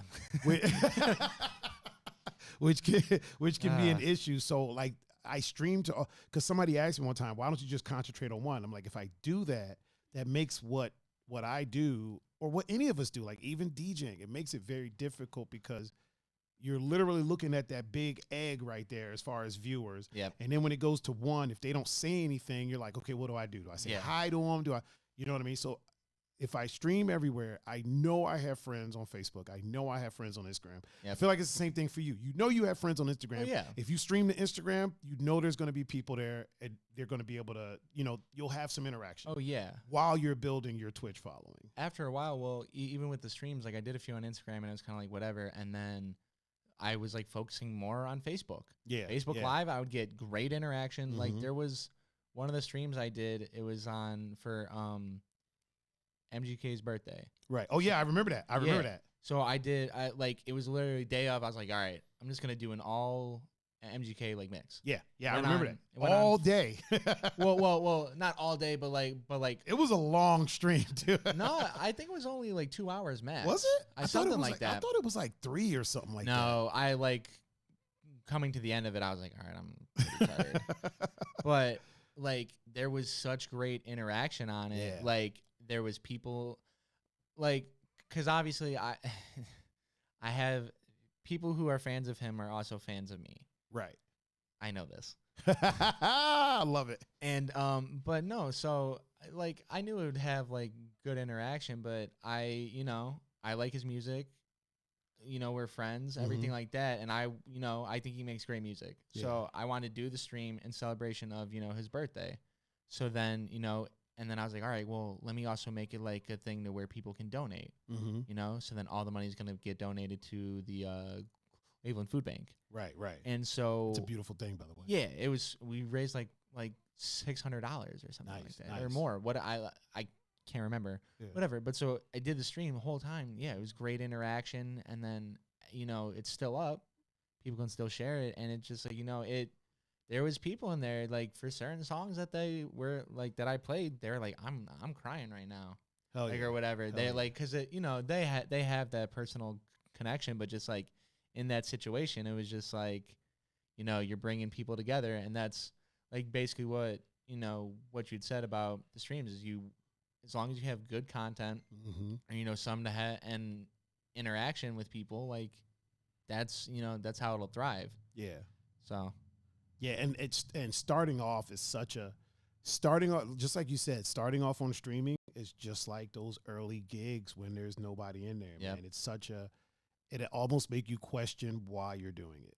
So then let me touch back on that moment with you and John Doe. Like what were your thoughts, or like both of your thoughts in that moment of like, okay, we just DJ'd for 2 people. We got paid in chicken fingers and like French fries, and well, like how deep were you guys already into DJing? So I've been DJing almost my whole life. So my dad was a DJ. So like I got into music early. There was always records around. Music was always around. I used to fuck up their records trying to scratch it. Yeah, like just no slip mat or nothing. Just whatever. So it was always something that I wanted to do. And then I started doing it. I've never really worked a conventional job. Like I fought MMA, opened up a martial arts school, taught dance, things like that, but never like a work in an office conventional job type of thing. So I started DJing like as like getting paid for it like a few years before me and John linked up. Yeah. By the time me and John had linked up, John had already been to like a high point to where this dude, John used to DJ. We talked about it on his deep dive too. John used to DJ like every club on West 6. There used to be a lot more clubs on West 6. Yeah. He used to DJ the majority of them all in one night. He would go and do an hour at one spot, do an hour at another spot, do an hour at another spot, do an hour at another spot, like all through the night. And the clubs stayed open till like 3. Yeah. You know what I mean? So he would go and do like 10 to 11 at one spot, and then 11 to 12 at another spot. That's like, yeah. So he had already been. Who's in Chicago of how they'll play like a few like in one night. Right. So he had already been there. So by the time me and him had already linked up, we were already seasoned, if you will. So we knew like, okay, this is the process, because he had retired from DJ. Mm-hmm. He was just like, I'm gonna step back for a while, like I'm getting burnt out. Yeah. And so this is when we had finally like went digital. We were like, all right, we know the process. We had been through it before. We had paid our dues, if you will. And thankfully, like at that time, was when DJing. This is around the time that DJing as a career really became a possibility. Yeah. Where it used to be, you had to be one of the lucky 5-6 people to make a name. Yeah. Now it was like, all right, if you're good and you pay your dues, you can make this a career. Yeah. So thankfully for us, we knew, like when we did that, we just chalked it up as part of the process. Like we had a laugh about it on the way home. We to this day we still laugh about it. When he came on and did his deep dive, we laughed about it. So it was for us, it was one of those things where we just kind of laughed about it. Now, if that had been when I had first started, man, I probably would have wanted to chalk it up. Yeah. Honestly, I probably would have had to do some thinking. Thankfully, when I first started, I lucked into some shows. You know how they say fake it till you make it. Yeah. I got booked for New Year's Eve rave. They wanted to book me, and I was like, listen, this was my first gig ever. It's my first gig ever. So when they approached me, I was like, I'm gonna just throw some shit out there and see what happens, right? So I was like, listen, I don't play before 12. Just to and see, I don't play for under 200, right? Just what I said to them. Yeah, like whatever. And they took my number down and was like, all right. Then they called me up and they were like, okay, we got you from the 11:30 to 1 o'clock slot. All right, cool. And they were like, we'll pay you. I think it was 11:30 to 1:30. So I was basically headlining this fucking party, dude. Yeah. And I think it was at the Agora, like in the big room of the Agora. Holy Yeah. shit. Yeah. And like they were like, yeah, it was like 11:30 to 1 or 11:30 to 1:15. They were like, we can pay 300. And I was like, all right. Now, once I got off the phone, I was like, oh shit. Yeah. You're like, all right, what do I do now? And then I got there, packed. The place was packed, like it was crazy. And I was like, well, it's time to put up or shut up at this point. Like, here goes nothing. Yeah, you talked all that shit. So I did my thing. Of course, I messed up a couple times, but nothing too crazy. Yeah. It was a successful evening. But so I lucked up that my first gig was huge. Yeah. Now the ones after that, there was some stinkers in there. Yeah, I mean, there was a lot of empty rooms. Yeah. The one thing that I learned is you have to not blame yourself for an empty room. Because there's a lot of factors. So as the DJ, we're not the promoter. Our job isn't to get people there. Our job is to keep people there once they're there. The promoter's job is to get people in there. So whoever's doing your promoting, your marketing, stuff like that, those are the people that are supposed to get people in. Mm-hmm. Part of our job is to get people in on our name. Yeah. But if you're just starting off, you don't really have that name yet. Yeah, you know what I'm saying? So you can't really be expected to pack a place when you haven't built your name. So our job is to, when people are there, make sure that they don't leave because of us. Yep. So once I figured that out and I kind of got that from my parents. My parents were like, look, it's not your job to get the people there. Yeah. Your job is to keep them there. Keep them happy so they stay there. And that doesn't mean catering to them. Yeah. Just play stuff that, read your crowd and play, stuff that they could be into or that they might not even know that they like, but when they hear it, they like it. So once you can get past not blaming yourself for the place being empty, that made it a little bit easier for me to do, like, for me to chalk it up to the process. Like, this is the process of building. Well, yeah, that's where I got into those situations of just like having to remind myself exactly that of like, hey, this isn't, don't put it all on yourself, everything like that. And, it helped me. I mean, I'm here still. Yeah, I was about to say. Still doing it. You're doing it, and you're doing it very well. Yeah, exactly. What I had a question thinking about it. So you said your dad was a DJ. Mm-hmm. What was like one of the biggest takeaways that you got from him that did he also DJ all of his life? Nah, he was military. He was a traveler. He was into some nefarious things. He was little bit from column A, a little bit from column B. I got you. The biggest, just the culture of music in general. You know what I mean? Like, I got all his records, and just the biggest thing I would say would be the support, and that's just from my family in general. Like, so I've had I talk about my mom, right? My mom has always introduced me by what I do. So no matter what it is, and no matter how foolish it is, right? Yeah. Like when I first started dancing, I was dancing for friends of mine that had like hip hop groups. I was their backup dancer. Yeah. So my mom would introduce, this is my son, Thaiger. He's a dancer. He's a professional dancer like that. So she was always supportive. It was never a situation where like, you should stop doing that and go do this. Yeah. My dad used to tell me, whatever you're going to be the best at it you can be. Like if you're going to be a bum, be the best bum you can be. If you're going to be on the street panhandling, have a song and dance. You know what I mean? Always be the best that you can be. And then have it all together. Yeah. Have your shit together and be the best at it. He would always say, I don't care what you do. Yeah. Just put your, be the best of that you can be. And my mom felt that same way. And my dad used to always say, polish the back of your shoes the best, because that's the last thing people see. So he would always be like, when you're, especially with DJing, like when you're done, a lot of times some DJs tend to like, end of the night, they'll just play whatever. Yeah. I always try to end like on a vibe, some type of vibe. No matter what that vibe is, I'll try to end on a vibe. That way, just the back of your shoes. That's the last thing people hear. So those last people leaving, you never know who might be there. Yep. You know what I'm saying? It might be some exec somewhere that wants to book you for something now because, they had a good time when they were leaving instead of playing. Like one of the things that used to bother me is one of the places that we both played out. I can say it at Barley House, right? Yeah. Remember, I don't know if you were around for this, but they used to make the DJs play New York. New York, yeah. At the end of yeah. And I was always like, yo, like I get the idea and I get that you want to do like some branding, but like that reflects on me. Yeah. You know what I mean? And because nobody's looking, because it comes down from who is it that likes that song a lot. Yeah, exactly. Yeah, I know I can't remember exactly who it is, but that's not important. But like, I know that's their wish with that. Yeah. But then it's just like, nobody's going to know that's coming from the top. Their wish. Yeah. Like any of the regular customers, they're not going to be like, oh, that's so-and-so likes that. Yeah. Unless they're friends with them, whatever. But like, the majority of people are just going to be like. It also happens with repeating songs. So like I know we've both had this situation where somebody knows somebody at the spot, and so that person comes up, whether it be a manager, owner, or whatever. Hey, play this. And you're like, I just played that like 5 minutes ago. Like that's okay. Play it again. Like nobody knows that you're telling me to play it again. They just think, oh, this DJ repeats songs. Yeah. I mean, I think that's also situational though. There's definitely certain songs to where you can do it. Like if it's a really hot song, like I just did it with WAP. Yeah. Like I just did it on Saturday.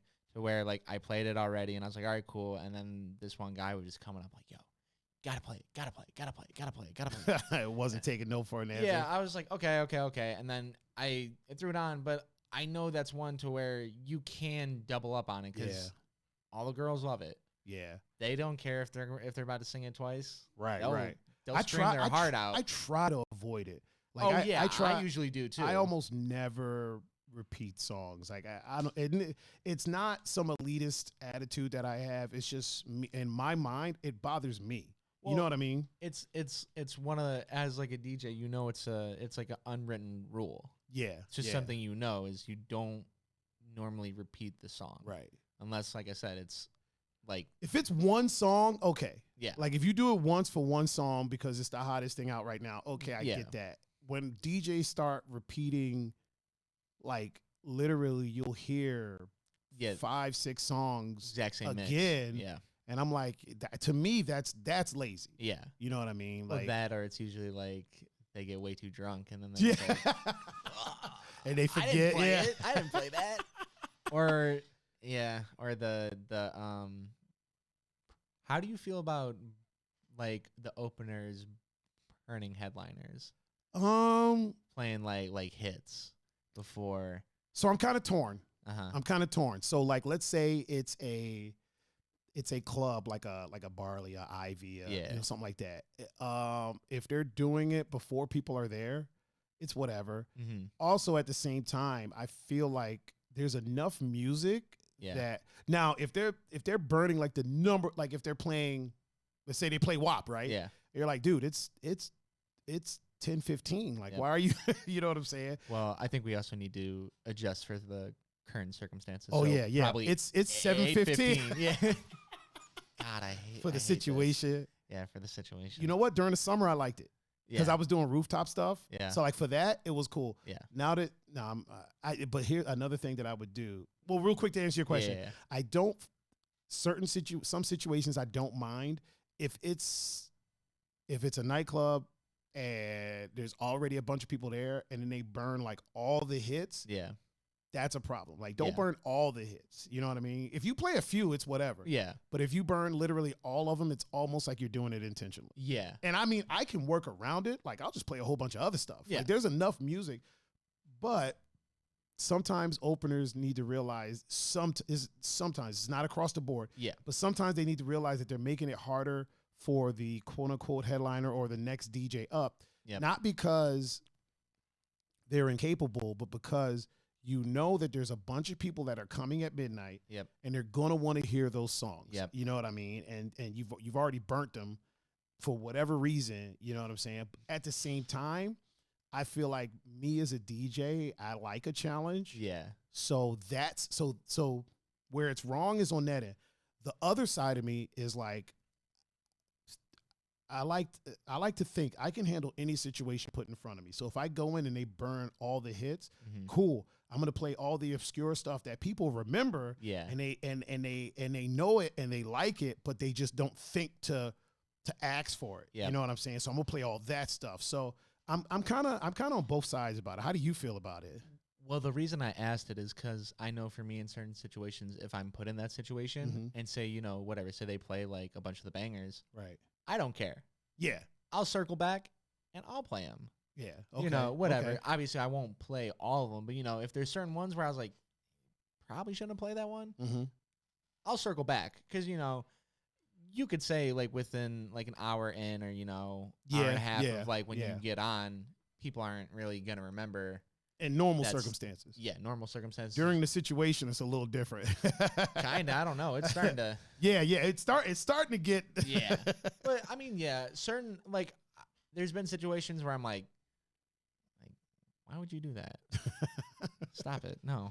Cut that shit out. Yeah. And then same thing. I'm like, you know what? All right, it's a challenge. Yeah. I don't have to play those. I can play something else, you know? Right. Like I said, maybe, you know, I'll throw one of those in again. But, you know, yeah, I'll try to steer, like, away from, like, redoing it or whatever. Especially, like, you know, say they start to do it, like, right before you go on. And it's like, okay, well, I'll work around it. Like, I've never said anything to anybody or whatever. Just like, yo, why'd you do that?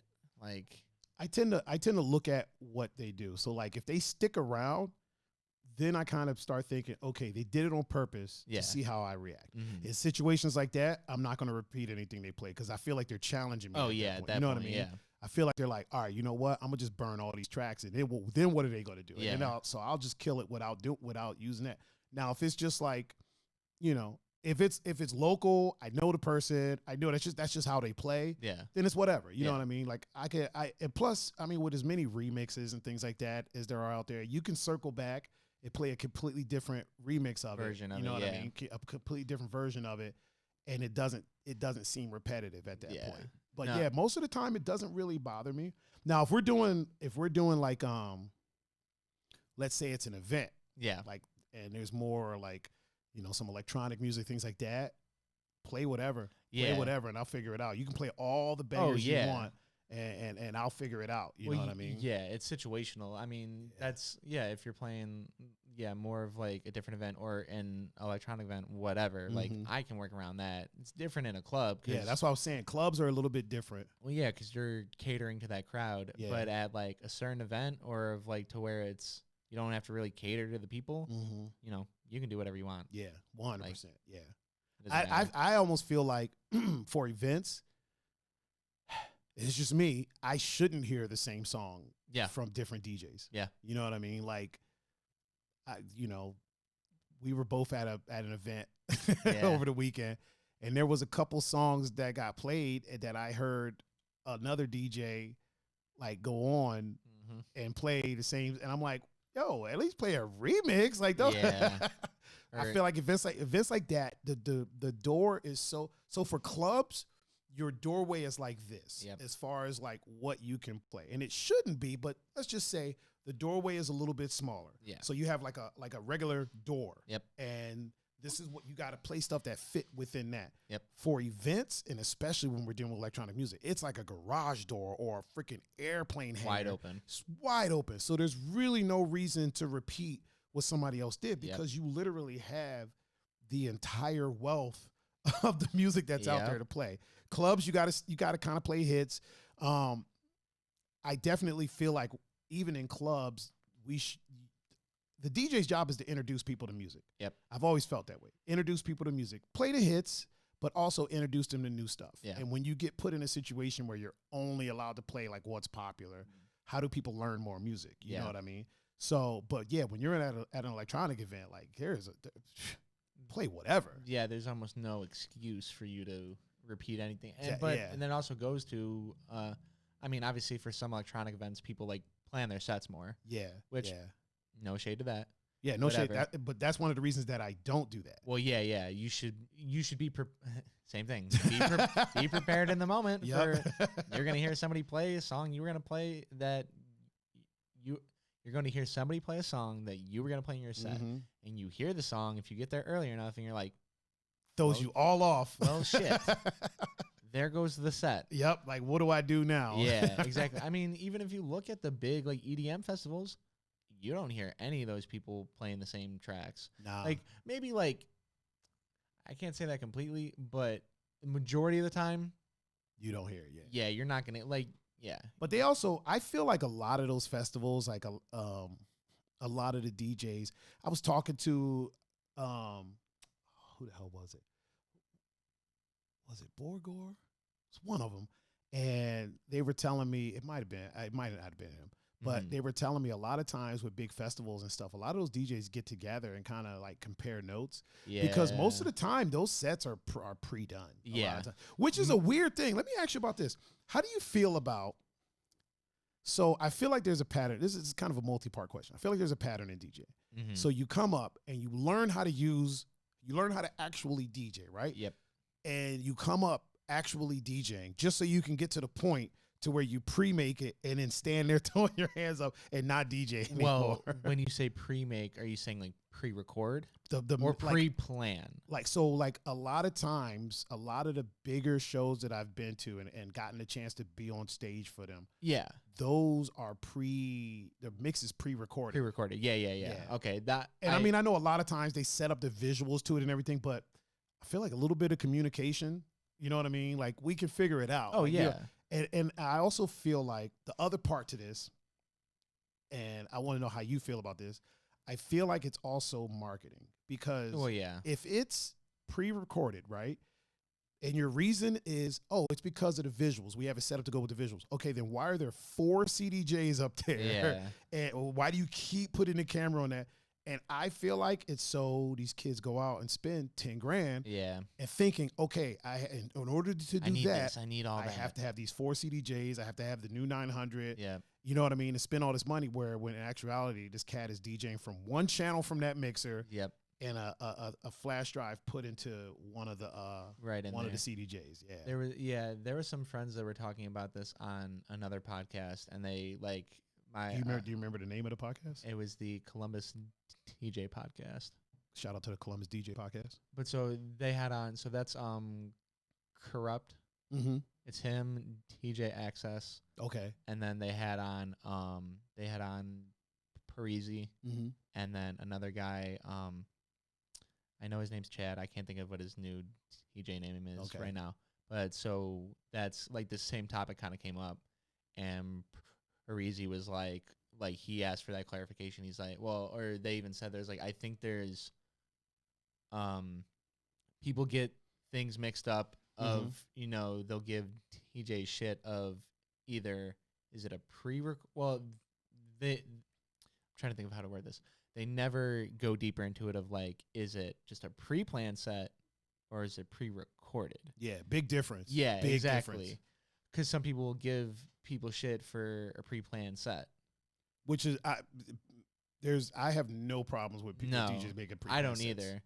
But so then, whatever. But so on this point, wait, can you reiterate your question of it? So basically, you almost made me forget my question. Yeah, right. So one part of it was, how do you feel about I think that it's basically marketing for them to have a pre-recorded set running, but still have 4 CDJs on stage with them. You know, like to me, that's marketing. How do you feel about that? I would definitely agree with that too. It's definitely it's marketing not only in that sense of, you know, if they're trying to sell that product, but then it's also selling selling the image. Yeah. Or, you know, they want these flawless sets. Yeah. Where there's zero mess ups, which I get it. You don't want to mess up, you know, everything like that. Right. But there's been shows where I've gone to and I'm sitting there and every mix is perfect. Yeah. After a while, you start wondering, like, what the fuck is he actually doing? Yeah. It's like, it's too clean. Yeah. And that's like a few shows where I've been to, I was sitting there, I was like, this is just like, it's too perfect. Too perfect, too robotic. Yeah. You know, I want those like little, I want to hear a little mess up. Like when, before everything got shut down, I went and saw Jaws at House of Blues. And like there were certain moments in some of the guys' sets that were opening, I heard some mess ups. Yeah. And I was like, cool. That's what I want to hear. And they're mess ups that you as a DJ would hear, but everybody else probably doesn't hear. Yeah. Or then the last show I went to the Steve Aoki. Mm-hmm. It didn't seem pre-recorded. Yeah. Definitely pre-planned. That dude's been DJing for a while, though. Yeah. And I saw him the first 4 times he was ever in Cleveland. Once was at Touch Supper Club, then at Spy Bar when it was still around, and then another time at Ultra, which was downstairs at Liquid, which is now Ivy. Mm-hmm. And then the time after that, he was upstairs at Liquid. Those were the first 4 times that he was here. And all those times, he was actually DJing. Yeah. He brought in a Serato box. He used turntables. So yeah. So, but like in that situation, he was using sticks, whatever. Yeah, yeah. But I was like, you know, I can hear it's not flawless, but he's still DJing. That's fine. Yeah. Hey, I want that more. I don't. I don't want the perfect, clean, whatever. Like if I can hear you adjusting the jog wheel or whatever, or like, you know, whatever. That's fine. I want that more to where I know you're actually doing it. Yeah. As a DJ, that's what I want to see. Yeah, exactly. I'm not saying everybody has to jump up there and be a turntablist. No. But if you're going to perform as a DJ, then actually DJ. Yeah, actually do it. Don't. I get the act, whatever, everything like that, you know, and then he, like, for Steve, like, he has his, you know, shtick of throwing the cakes, whatever. That's all cool. Everything like that, but as long as you back it up, or even Timmy Trumpet opened up for him. Mm-hmm. That was, have you ever seen him? I haven't seen him live. Bro, that dude is crazy. Really? Dude, party animal, dude. He's sitting up there, like, same thing, like, a bunch of antics. Does he actually play trumpet? Yeah, yeah. Okay. I'm pretty sure that's what it seemed like. Okay. It didn't seem like, it sounded like. I play a bunch of his tracks. Narco is one of my favorite fucking tracks. I love playing that track.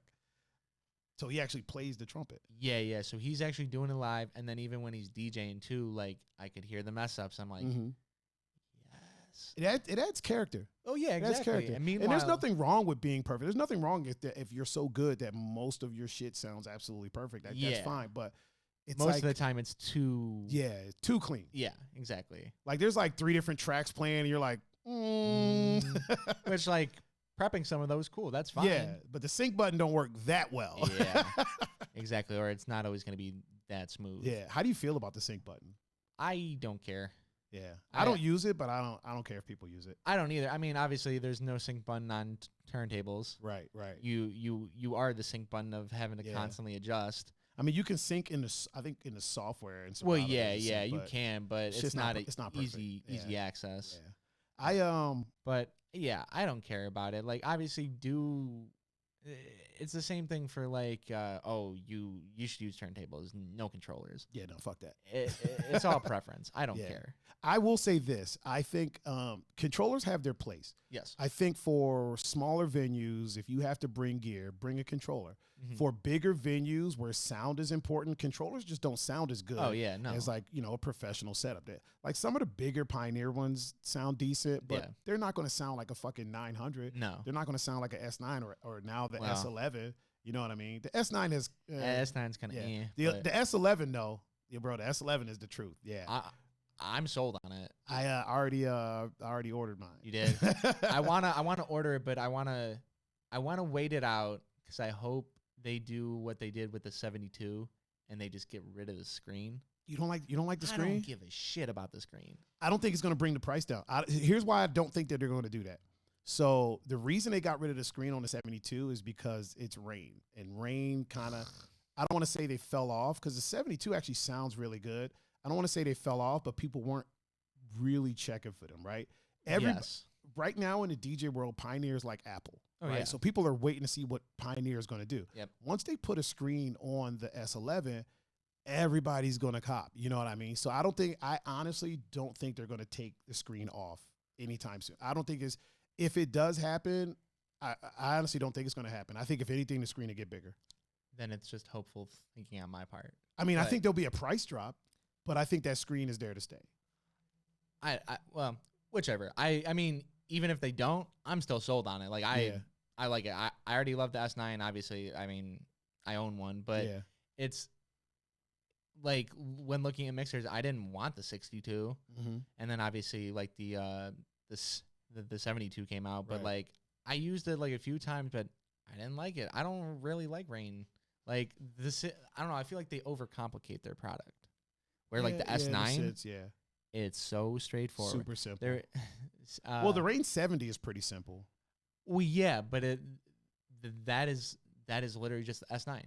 Yeah. Well, so from testing, I got a chance to test them, like head to head. The S9 has a lot of issues with sound. Well, and the Rains don't really have that. But other than that, the S9 is pretty rock solid. I'm mainly talking about like just the layout, user interface. Yeah. S9 is the most it's simplistic thing, super intuitive. And then the 70, once it takes away that screen, it becomes simple. Yeah. But like the 72, the 72, and then I think I said it wrong, and when I meant to say the 62. Yeah, like it's just, for me, it's too much. Yeah. It's too overcomplicated. Well, there's a lot there. I'm struggling to like find just the echo. S9, I just boop, echo. I mean, the S11 is just like the S11 is basically the S9, better sound, better build quality, but then there's a screen. Personally, I like the screen because your WAV files are on the screen. And not that I watch the WAV files, but I do use it like if I'm scratching something in. I don't want to have to look over at the screen, which is why I never I don't know if you noticed, but I never put my laptop in front in front of you. Yeah, I don't never either do anymore. I've always put it to the side. Only time I ever had it directly in front of me was when there's no other option. But if I have the option to set it to the side, I always set it to the side. No, that's how I am. To keep me more engaged. Yeah, and I feel like that screen will help with that because the only time I really look over is when I want to get to the beginning of a track so that I can scratch it in so that I can make sure I'm still at the beginning of the WAV file. So if it's down there, I could just look down and do that. You know what I mean? Especially when you're on CDJs and it's not marked. Yeah. I should probably start playing more with sticks. Not out, but at least start messing around. I haven't done it in months, like almost a year. Well, that's what I did. Like when I was like working at like Rock the House, they would let me good old Rock the House, man. Shout out Rock the House. I can't say anything about that. No, yeah, like they would allow me to borrow their CDJs, so then like I would practice like on I would practice with sticks like that, So at least just to get more comfortable with it. And obviously it doesn't really work until you're in the situation. So then when I was playing it forward, like some of the pool parties, like maybe towards the end of the set or whatever, I would then just do all stick. Oh, okay. Or like there was a day where I think I went mostly all stick or something like that. Yeah. But just like practice it before and then, do it in situations to where, I can do it. So towards the end, everybody's like kind of leaving, if there's a little bit of mess ups or it takes me longer to kind of think of a track that I want to play, I don't have to be as on it. Okay. You know what I'm thinking about getting for backup is, have you messed with the Denon Prime at all? Denon Prime controller? Oh, no, I've seen it though. And I kind of like a lot of the Denon products. I've never messed with any of them, but that in particular controller, the Prime 4, it's standalone. You can go standalone. So it has a hard drive in it and a screen, and you can copy your entire Serato library. Right into it. Yeah, and they make two of them. There's a little one that's like this big, and it'll run off batteries. Really? Yeah. Bro, we're living in the future. I'm not a big proponent of standalone controllers. Like, I don't really care about it. But as far as like something to keep like in my trunk, and then if all else fails, like let's You say got it, yeah. my laptop dies and their equipment is screwed, I can grab that thing and I'm good to go. Well, that was like, so obviously Pioneer released like this EDJ 3000. Yeah. Those things are like $3,000 each. I wasn't impressed. I was just kind of like, meh. The screen's pretty. Well, yeah. One of the conversations that we have, and you can chime in on this. Oh, I would like for you to chime in on this. So as a Serato DJ, right? Mm-hmm. The improvements in CDJs year to year or however many years goes in between them doesn't affect me as much as it does people that strictly play off sticks. Well, yeah. You know what I'm saying? Like they're like, oh, the screen's bigger for the wave file. It doesn't affect me. I use Serato. Or, you know, it's faster for reading. It doesn't really affect me. I use Serato. So like for me, all of the improvements that everybody was even from I was using CDJ 2000s, not even Nexuses for a long time. And like the only reason I upgraded to the Nexus is because I got a crazy deal on them and was able to sell mine, you know what I mean, to pay for most of the new ones. Yeah, if you can. Yeah, like even that, like it doesn't really affect me. Like so for you, like the 3000s aren't appealing, right? No, I don't really care about them. Like especially to like what I was going to say, if you compare them to the Denon, whatever, like the Denon equivalent. Yeah. That they dropped last year. I can't remember, whatever it is. The Denon one does so much more. Really? The Denon one has like this is what, so the Denon one came out, and then once the 3000 dropped, people were comparing them. The Denon one has like a built-in hotspot, just the CDJ. Oh shit. Just the CDJ. It has like a built-in hotspot. It has same thing to where it can be standalone, or you can you can just load files into it, and like really, so there's like an internal drive. Yeah, like an internal hard drive, everything like that. I'm trying to think what like so much more than the 3000, and this is what people were expecting the 3000 to have once they announced it, and they're like, it has none of it. So how much is the Denon around the same price? No, I think it's cheaper. Cheaper. I can't remember. I might get one. No, I really looked at it and I was like, wow, this makes so much more sense. Like even like the hotspot thing alone, like sold me. I was like, wow. You know what? We should do I'm gonna see if I can get my hands on one. We should do a review. Honestly, you probably hit up Anton. I think they might have them. I'm gonna see if I can get my hands on some, and let's have you come over and we'll just mess around with it. Yeah, because I was like, wow, like this is like just seeing them side by side, and then like hearing like the difference in the features of like something as simple as that. It's like, dude, holy shit. You think Pioneer kind of dropped the ball with the 3000? Yes, I think they did. It wasn't meeting, like, I don't think it met as much expectations as they were expecting, but then I think they made up with the S11. Yeah. Like, what about the price point of the 3000? You think they dropped the ball there a little bit? Because it's steep, isn't it? It's like $3,000. About $3,000, to be honest. I'll double check just to make sure. How much was the Nexus 2? That was like 2, maybe. It was like 2, but you could get them for like 16. Yeah. I don't know. Yeah, I think for what they're saying, so the CDJ 3000 is $22.99 each. Okay.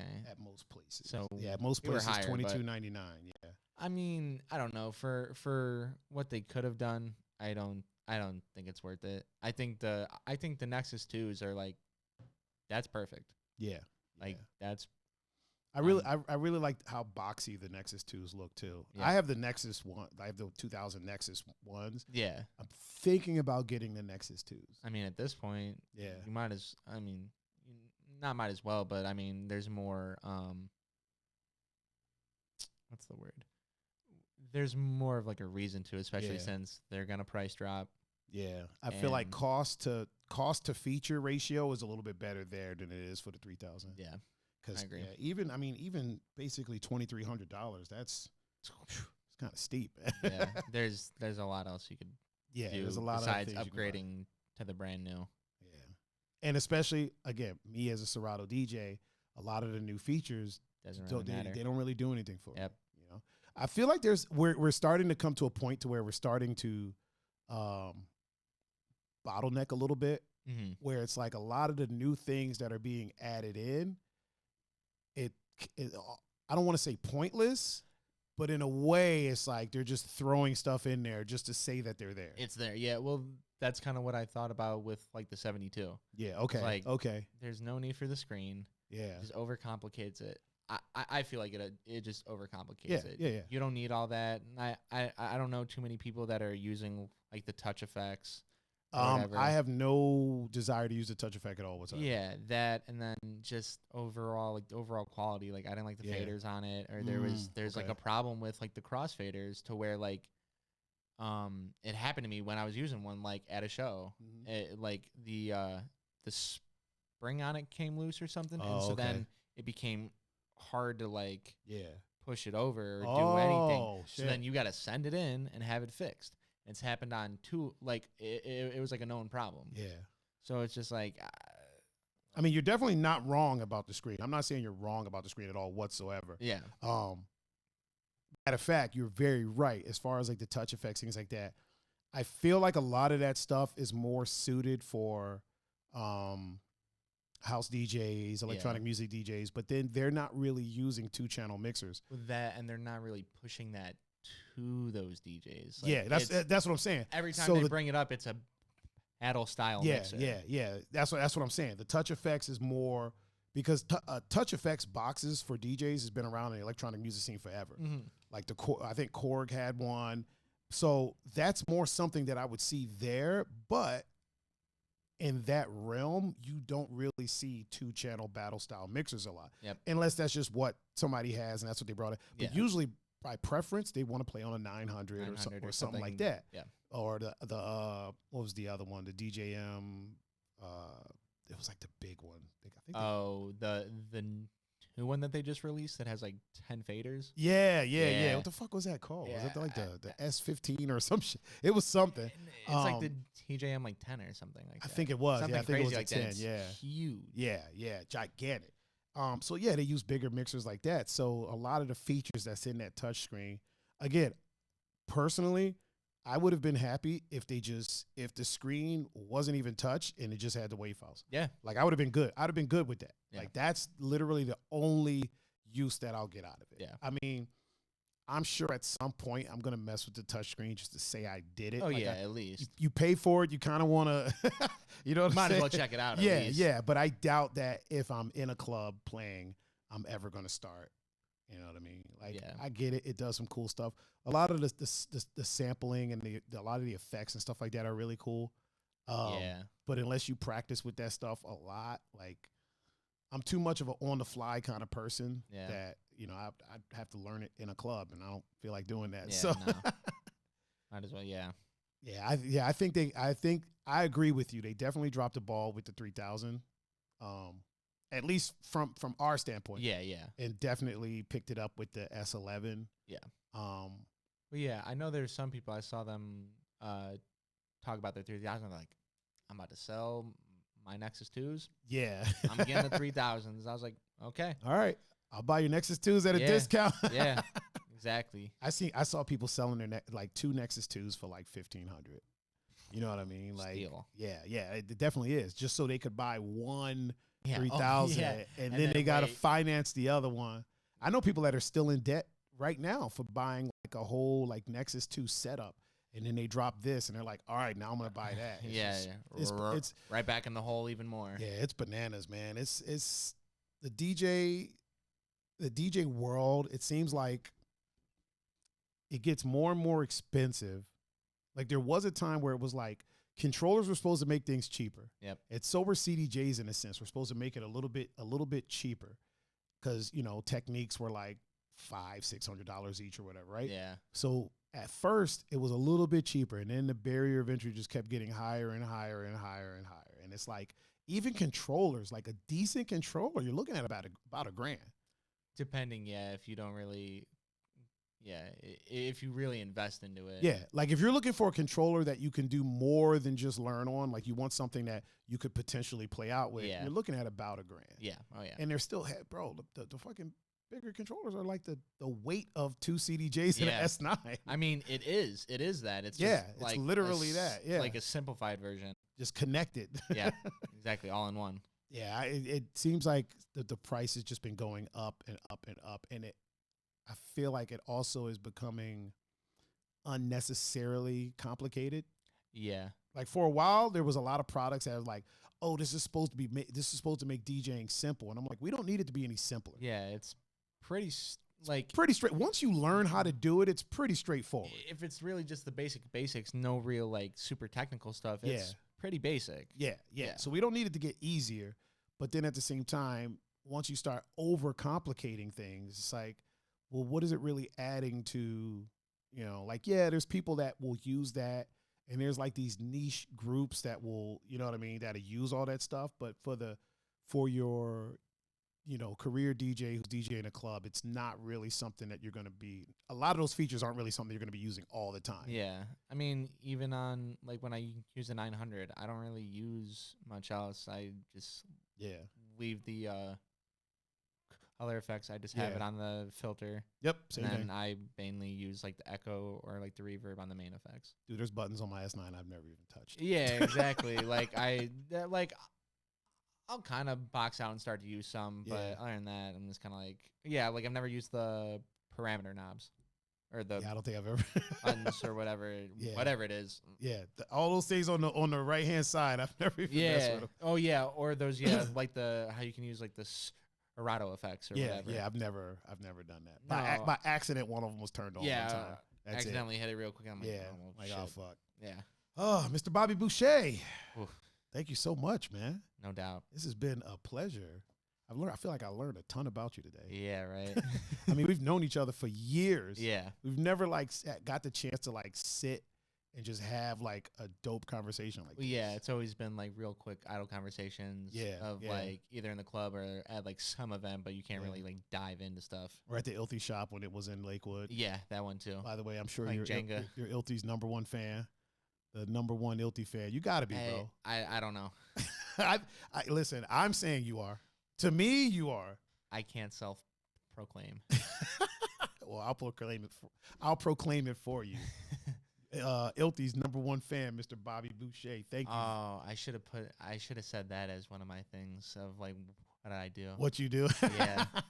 Next time, I'm gonna definitely have you back, man, because I feel like there's more to unpack with you. So I definitely want to do a part 2 with you, 100%. And I want to get you in on one of the Thursday shows. So we'll have to schedule that and figure that out. Yeah, whenever that works for you. My schedule is pretty wide open with the with the situation going on. Yeah. Oh, my man. Well, I appreciate you coming in. No doubt. And thank you so much, man. And we are out. Thank you.